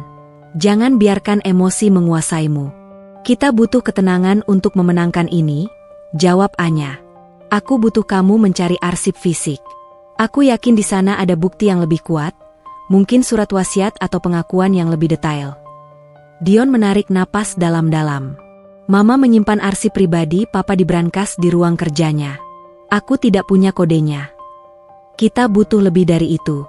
Kita butuh kesaksian. Aku dan Tuan Bara akan mulai menghubungi mantan karyawan RAG dari era ayahmu. Mereka pasti tahu sesuatu. Sementara kamu, cari celah brankas itu. Dan yang paling penting, jangan pernah tunjukkan kebencianmu pada Mama. Jadilah putra yang patuh, Dion.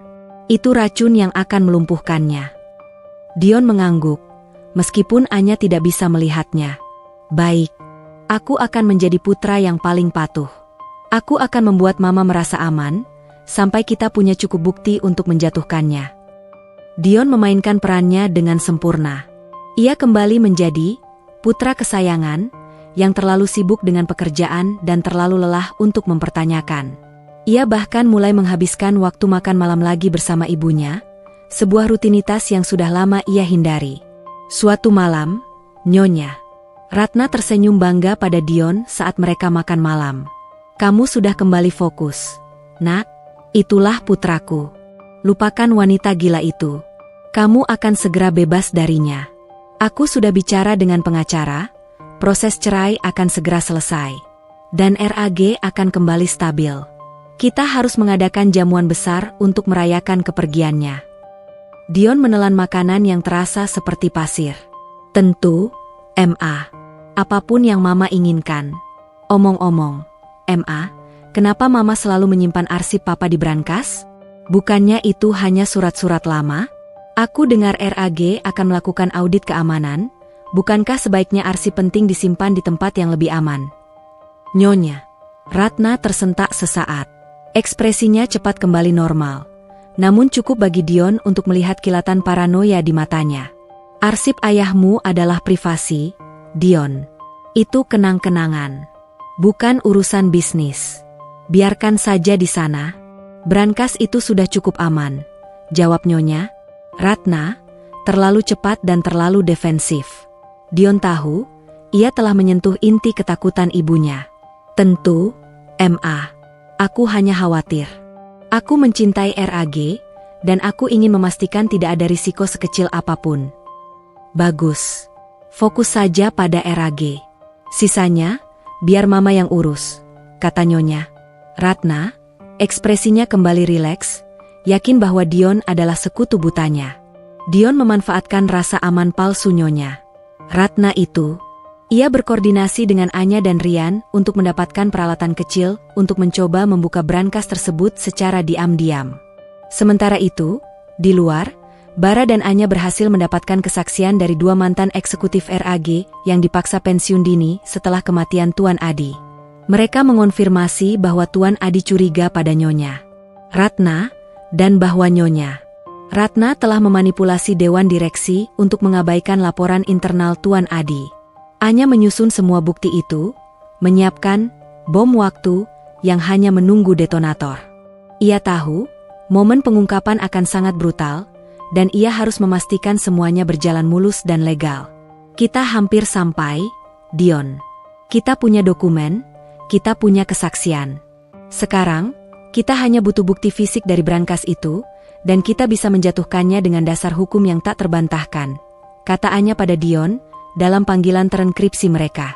Dion, yang berada di dalam benteng musuh, memandang brankas ibunya dengan tatapan bertekad. "Aku akan mendapatkan kuncinya, Anya, atau kodenya. Aku harus melakukannya. Demi Papa." Aliansi baru ini, yang lahir dari darah, pengkhianatan, dan perjuangan keadilan, kini siap melangkah menuju konfrontasi final, di mana topeng kehormatan Nyonya Ratna akan dirobek di depan publik. Tekanan di dalam rumah megah keluarga Adi mencapai titik didih. Dion, yang berpura-pura menjadi putra yang patuh, berhasil mendapatkan akses ke brankas pribadi ibunya. Dia melakukannya saat Nyonya Ratna sedang menghadiri pertemuan sosialita yang panjang, memanfaatkan waktu luang yang diciptakan oleh kepercayaan buta ibunya. Di dalam brankas, selain surat-surat yang sudah diketahui Anya, Dion menemukan sebuah jurnal kulit tua milik ayahnya. Jurnal itu mencatat keraguan Tuan Adi terhadap keuangan perusahaan dan, yang paling menghancurkan, sebuah surat wasiat tambahan yang disembunyikan, di mana Tuan Adi menyatakan kecurigaannya terhadap Nyonya Ratna dan menunjuk Dion sebagai pelaksana tunggal asetnya jika terjadi sesuatu yang tidak terduga padanya. Dion mengambil jurnal dan wasiat itu, tangannya gemetar bukan karena takut, melainkan karena amarah yang dingin. Bukti yang mereka butuhkan kini lengkap. Ia segera mengirimkan salinan digital wasiat dan isi jurnal tersebut kepada Anya. Pesan dari Dion, terenkripsi, "Aku menemukannya, Anya. Papa sudah curiga. Dia mencoba melindungiku, bahkan setelah dia tidak ada. Kita sudah siap. Aku ingin ini berakhir hari ini juga." Anya, yang menerima file itu bersama Bara, tahu bahwa waktu yang tepat telah tiba. Mereka telah menyiapkan konferensi pers, berkedok pengumuman merger besar antara AR Creative Solutions dan sebuah firma investasi besar, milik Bara, namun tujuannya jauh lebih personal dan eksplosif. "Dion, aku sudah menyiapkan semuanya. Lokasi di Hotel Sentral, tempat yang tidak bisa dihentikan Mama. Kamu harus datang." "Aku tidak bisa melakukan ini tanpamu," balas Anya. Dion memandang brankas yang kini kosong itu. "Aku akan datang. Aku akan berdiri di sisimu, Anya. Kali ini, aku tidak akan diam." Siang hari itu, aula ballroom di hotel mewah dipenuhi oleh reporter bisnis, influencer, dan beberapa kolega lama RAG yang ingin menyaksikan pengumuman merger yang santer terdengar. Anya, sebagai AR, melangkah ke podium dengan ketenangan seorang ratu. Di sampingnya, Bara, tampak bangga dan serius. Anya memulai pidatonya dengan nada yang profesional, membahas tentang inovasi digital dan etika bisnis yang sehat. AR Creative Solutions didirikan atas dasar satu prinsip, kebenaran dan kejujuran dalam berbisnis. Kita hidup di era transparansi, dan tidak ada tempat bagi praktik lama, kecurangan, atau penyalahgunaan kekuasaan, ucap Anya, menatap langsung ke kamera. Di tengah-tengah pidato, pintu ballroom terbuka tiba-tiba, dan Nyonya Ratna masuk, didampingi dua pengawal. Wajahnya merah padam, rambutnya sedikit berantakan. Ia pasti telah mendengar siaran langsung dan menyadari bahwa ini bukan sekadar pengumuman bisnis. Hentikan omong kosong ini," teriak Nyonya Ratna, suaranya memantul di seluruh aula. "Nona AR ini adalah pembohong. Dia adalah mantan menantuku yang gila dan pendendam. Jangan dengarkan dia." Kamera langsung mengarah ke Nyonya Ratna. Kekacauan pecah. Para reporter mulai berbisik-bisik dan berkerumun. Anya menghela napas, sama sekali tidak terkejut. Ia tersenyum tipis. "Terima kasih atas kedatangan Anda, Nyonya Ratna. Kedatangan Anda justru menghemat waktu saya. Saya memang belum selesai dengan pengumuman inti." Tiba-tiba, Dion muncul. Ia berjalan melewati kerumunan dan naik ke podium, berdiri tegak di samping Anya. Kehadiran Dion di sisi musuh Nyonya Ratna mengirimkan gelombang kejut ke seluruh ruangan. Nyonya Ratna terkesiap, wajahnya menjadi pucat seperti kertas. "Dion, apa yang kau lakukan di sana? Turun, kau milikku." Dion tidak menoleh ke ibunya. Ia mengambil mikrofon, suaranya mantap dan penuh otoritas. "Saya di sini, MA, untuk memastikan keadilan ditegakkan. Bukan untuk Mama, tapi untuk Papa. Dan untuk nama baik Ratna Adi Group." Anya menoleh ke arah Dion, mengangguk. Ia kemudian menoleh ke kerumunan dan Nyonya Ratna. "Seperti yang saya katakan, ini tentang etika bisnis. Dan inilah bukti dari apa yang terjadi di RAG 20 tahun lalu. Disinilah letak fondasi busuk dari kekaisaran yang dibangun atas pengorbanan dan penipuan." Anya menekan tombol di tabletnya. Di layar besar di belakang podium, muncul salinan dokumen arsip, laporan audit, Dan yang paling dramatis, screenshot dari jurnal Tuan Adi yang menyatakan ketakutannya terhadap Nyonya Ratna. Tuan Adi, pendiri sah dari RAG, meninggal setelah ia menemukan bahwa istrinya, Nyonya Ratna, telah menggelapkan dana perusahaan patungan mereka untuk mengakuisisi saham mayoritas secara paksa. Surat wasiat ini, yang disembunyikan Nyonya Ratna selama 20 tahun, menunjuk Dion Adi sebagai pewaris tunggal dengan instruksi khusus untuk menyelidiki kejanggalan ini. Jelas Anya, suaranya keras dan jelas, bagaikan suara malaikat keadilan. Nyonya Ratna mulai berteriak. Suaranya histeris dan tidak terkontrol. Bohong. Itu palsu. Dia membalas dendam.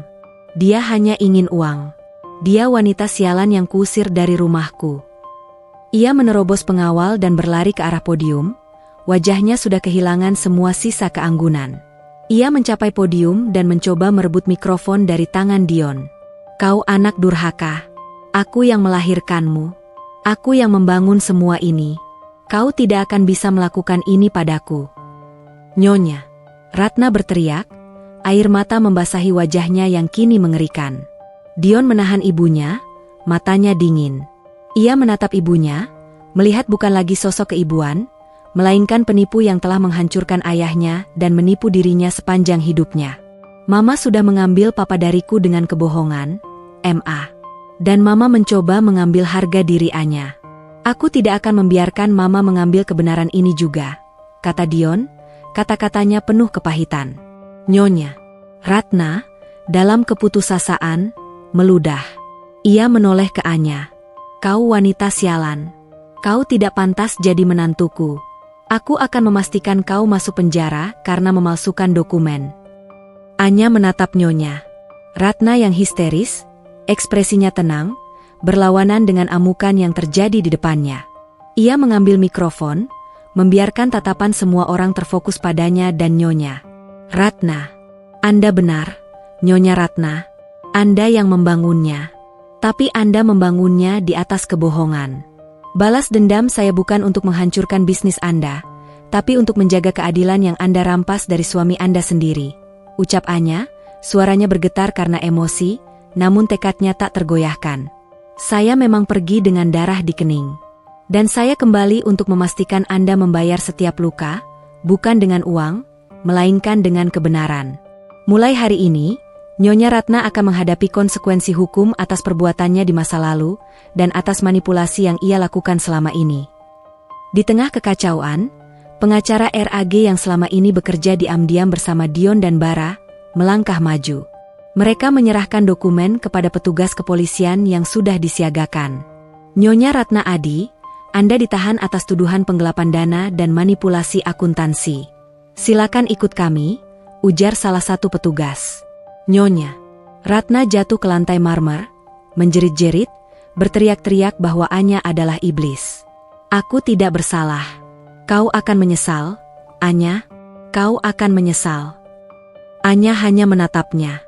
Ia tidak merasa puas karena kehancuran Nyonya Ratna. Ia hanya merasa lega karena kebenaran telah terungkap. Ia telah memenangkan pertempuran yang paling sulit, memulihkan harga diri dirinya dan keadilan bagi Tuan Adi. Dion berdiri di samping Anya, tangannya diletakkan di punggung Anya, sebuah dukungan yang nyata dan kokoh. Ia tidak lagi terbebani oleh ibunya. Ia bebas, meskipun kebebasan itu datang dengan harga yang sangat mahal. Kamera terus berkedip, mengabadikan jatuhnya seorang ratu bisnis. Anya telah membalaskan dendamnya, bukan dengan kekejaman, melainkan dengan kebenasan dan kecerdasan, dan yang terpenting, ia telah menyelamatkan Dion dari kebohongan yang mematikan. Konfrontasi final telah berakhir, tetapi perjalanan untuk menyembuhkan luka batin mereka baru saja dimulai. Kekacauan di aula ballroom berangsur reda. Kehancuran Nyonya Ratna Adi menjadi berita utama di seluruh media, menggeser semua topik bisnis lainnya. Judul-judul berita menggarisbawahi kejatuhan kehormatan, bukan hanya kerugian finansial. Anya telah mencapai balas dendamnya, tetapi dengan cara yang paling bermartabat. Setelah Nyonya Ratna dibawa pergi oleh pihak berwajib, Dion dan Anya berdiri di sudut yang tenang, jauh dari kerumunan reporter yang masih histeris. Wajah Dion tampak kelelahan, seperti orang yang baru saja berlari maraton emosional. Sudah selesai, bisik Dion, suaranya dipenuhi kelegaan yang pahit. Mama akan menghadapi pengadilan. Dan kebenaran tentang papa akhirnya terungkap. Anya menatapnya. Ia melihat Dion yang sesungguhnya. Pria yang tulus, yang telah disiksa oleh kebohongan ibunya dan rasa bersalahnya sendiri. Ya, sudah selesai, Dion. Kamu telah melakukan hal yang benar, hal yang paling sulit. Jawab Anya, nada suaranya lembut, jauh dari profesionalisme Air. Dion menoleh padanya. Ia meraih tangan Anya. Kali ini, ia tidak menepis. Aku tahu, ini tidak akan pernah cukup. Tapi aku harus minta maaf lagi, Anya. Bukan hanya karena aku gagal melindungimu, tapi karena aku membiarkan diriku sendiri menjadi begitu buta. Aku memilih kedamaian palsu, dan kamu yang harus menanggung harganya. Bekas luka di keningmu itu, setiap kali aku melihatnya, aku merasa seperti melihat kebodohanku sendiri. Anya menyentuh bekas lukanya yang kini nyaris tak terlihat.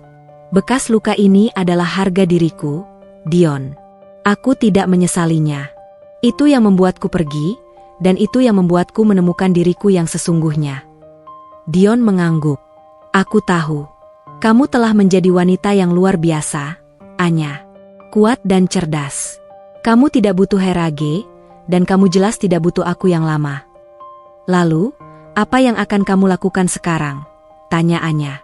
Dion menarik napas. Aku akan membereskan kekacauan di RAG. Aku akan menjual aset yang tidak penting, seperti lahan mahal itu, untuk menutupi likuiditas. Aku akan mereformasi perusahaan ini menjadi sesuatu yang etis, demi nama baik papa. Aku harus memotong semua akar busuk yang ditanam mama. Kamu akan berhasil, Dion. Aku percaya itu, kata Anya. Kemudian, ada keheningan yang canggung, sebuah ruang hampa yang tercipta oleh begitu banyak emosi yang belum terselesaikan. Anya memecah keheningan itu. Dion, aku tahu, kita harus menyelesaikan satu hal lagi. Perceraian, kata Dion, mengerti. Ia menunduk. Aku tahu. Aku yang salah karena menundanya. Tapi aku harap kamu mengerti, aku tidak ingin melepaskanmu. Tapi, kamu berhak mendapatkan seseorang yang utuh. Bukan orang yang terluka dan penuh penyesalan sepertiku. Aku akan meneruskan prosesnya, Dion. Bukan karena aku membencimu, tapi karena kita berhak mendapatkan permulaan yang bersih. Kita tidak bisa memulai babak baru di atas fondasi pernikahan yang sudah hancur. Kita harus memutus tali yang diikatkan oleh Nyonya Ratna. Jelas Anya, bijak. Dion menatap mata Anya, dan ia melihat kejujuran di sana. Ia mengangguk pelan. Aku akan menyetujui semua persyaratan yang kamu ajukan. Dan aku harap, setelah semua ini, kita bisa menjadi teman. 2 bulan kemudian, surat perceraian Anya dan Dion telah ditandatangani. Prosesnya berjalan lancar, tanpa drama. Dion mengambil alih RAG, bekerja siang dan malam untuk memulihkan citra perusahaan dengan memimpin reformasi besar-besaran, memecat semua direktur yang terlibat dalam kejahatan Nyonya Ratna. Sementara itu, Nyonya Ratna sedang menjalani proses hukum. Anya, yang kini benar-benar bebas, kembali fokus pada AR Creative Solutions.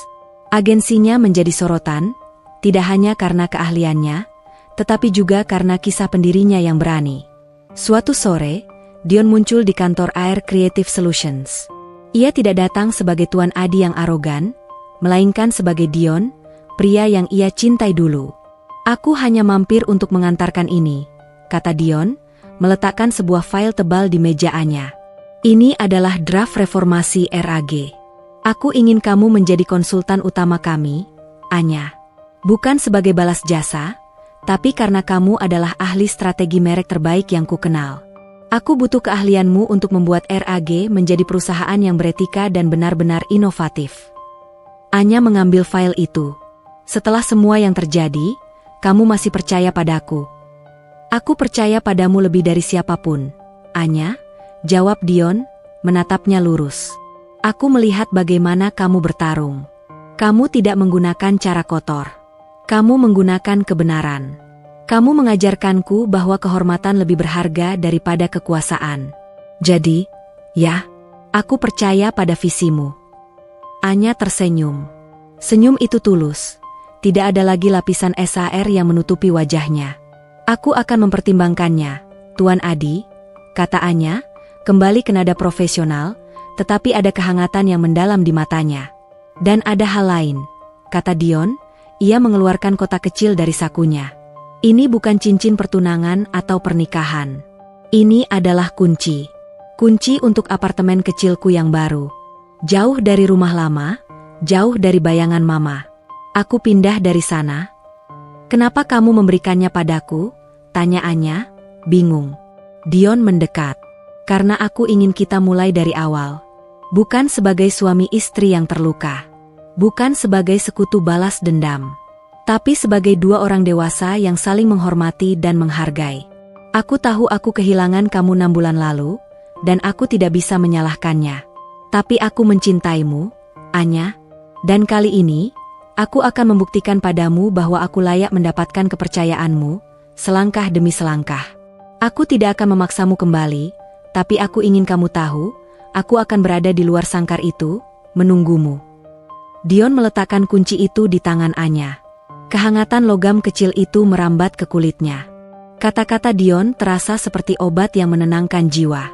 Ia telah melalui neraka, dan kini Dion berdiri di depannya, mengakui kesalahannya dan berjanji untuk membangun segalanya dari nol, jauh dari bayangan ibunya. Plot twist 2, emosional, Anya menyadari bahwa balas dendamnya tidak hanya menghukum Nyonya Ratna, tetapi juga menyelamatkan Dion, mengembalikannya sebagai pria yang berani dan jujur. Balas dendam itu, pada akhirnya, membawa kembali cinta yang ia pikir telah mati. Anya menggenggam kunci itu. Aku hargai kejujuranmu, Dion. Dion tersenyum, senyum yang sesungguhnya. Aku akan menunggu, Anya, tidak peduli berapa lama. Dion pergi, meninggalkan Anya dengan kunci itu dan sebuah file tebal. Anya menatap kunci itu, matanya berkaca-kaca. Perjalanan panjangnya telah mencapai puncak, dan kini, ia memiliki pilihan. Ia telah mendapatkan kembali harga dirinya, dan ia telah mendapatkan kembali cinta yang telah dimurnikan. Setahun setelah kejatuhan Nyonya Ratna dan proses perceraian mereka, kehidupan Anya telah berputar pada poros yang baru. AR Creative Solutions telah menjadi salah satu agensi digital terkemuka di Indonesia, dikenal karena etos kerja yang transparan dan strategi yang out of the box. Anya, yang kini lebih sering dipanggil dengan nama aslinya oleh rekan-rekan terdekat, telah menemukan kedamaian dan harga diri sejati. Ia tidak lagi membutuhkan armor AR, meskipun ketajaman bisnisnya tetap melekat. Sementara itu, Dion berhasil memimpin RAG melalui masa reformasi yang sulit. Ia menjual aset-aset mewah yang tidak produktif, termasuk lahan mahal dari lelang, dan menginvestasikan dananya ke sektor digital yang modern. RAG yang baru adalah perusahaan yang lebih kecil, tetapi lebih sehat secara etika dan finansial. Hubungan Anya dan Dion berada di fase teman dengan ikatan masa lalu. Mereka sering bertemu, tetapi kini dalam lingkungan yang profesional dan saling menghormati. Mereka berdiskusi tentang bisnis RAG, etika perusahaan, dan terkadang, mereka berbagi kopi tanpa gula, sebuah pengingat lembut akan masa lalu mereka. Kunci apartemen yang diberikan Dion masih tersimpan rapi di laci meja kerjaannya. Itu adalah simbol dari janji Dion untuk menunggu dan membangun segalanya dari nol. Suatu sore, Dion menelepon Anya. Anya, aku butuh bantuanmu. Bukan sebagai AR, tapi sebagai Anya. Hari ini adalah hari aku secara resmi menutup dan menjual rumah lama keluarga Adi. Semua kenangan buruk dan baik ada di sana. Aku tidak bisa melakukannya sendiri, pinta Dion, suaranya mengandung nada rentan yang jarang ia tunjukkan. Anya terdiam sesaat. Menutup rumah itu adalah langkah final untuk memutus semua rantai masa lalu. Aku akan menemanimu, Dion, jawab Anya, lembut. Mereka bertemu di depan gerbang rumah megah yang kini tampak sepi dan ditutupi oleh bayangan gelap. Rumah itu dijual, dan Nyonya Ratna, yang kini menjalani masa hukuman, telah kehilangan segalanya, termasuk tempat tinggalnya. Mereka berjalan di koridor panjang. Lantai marmer yang dingin, tangga megah yang dulu diinjak Nyonya Ratna, kini terasa kosong. Mereka berhenti di depan kamar tidur utama. Anya menyentuh kusen pintu, di mana dulu kepalanya membentur.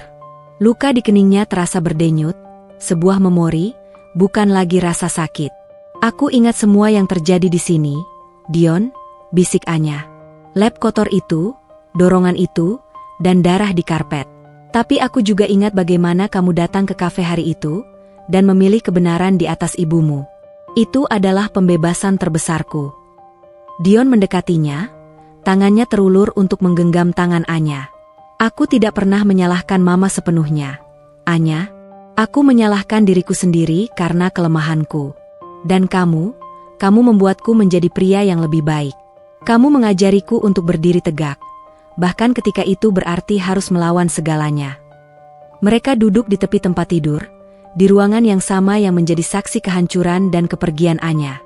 Kita telah menceraikan satu sama lain, Dion, kata Anya, memecah keheningan.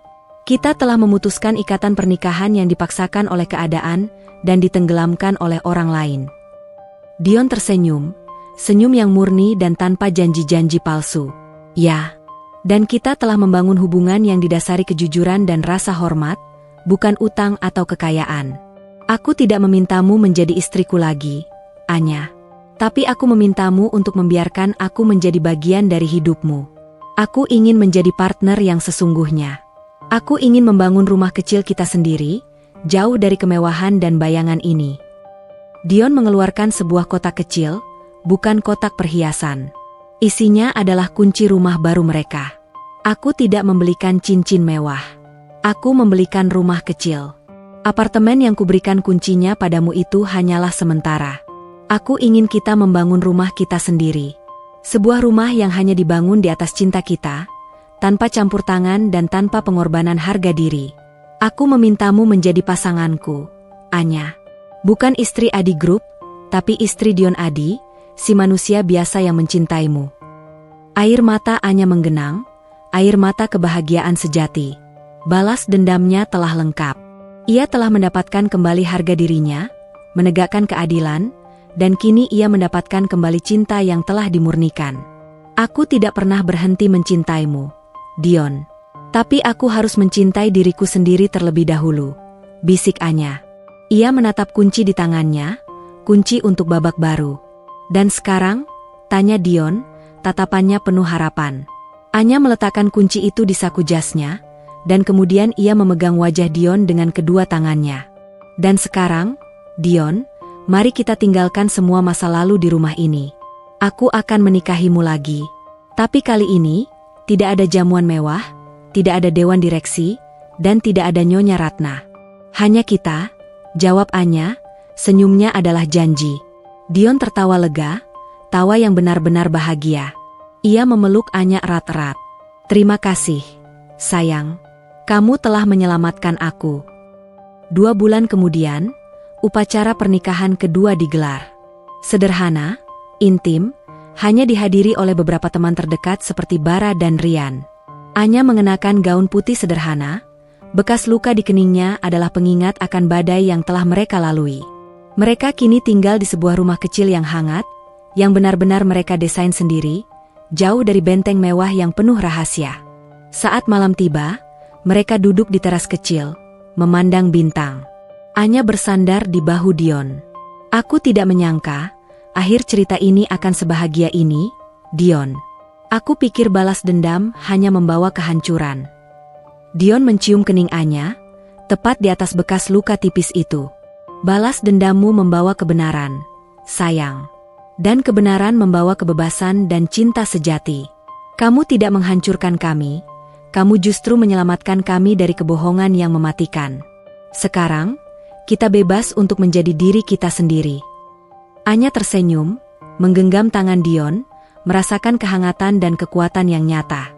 Ia telah memenangkan pertempuran, merebut kembali harga dirinya, dan yang paling indah, ia kembali ke pelukan Dion, suaminya, yang kini telah memilihnya tanpa syarat. Mereka menatap masa depan yang cerah, dibangun di atas fondasi yang kokoh, kejujuran dan cinta yang telah teruji. Hanya ada kita sekarang. Hanya kita. Dan tidak ada lagi lab kotor, bisik Anya. Dion tersenyum. Hanya ada cinta yang bersih dan baru. Selamat datang di rumah, istriku. Tamat.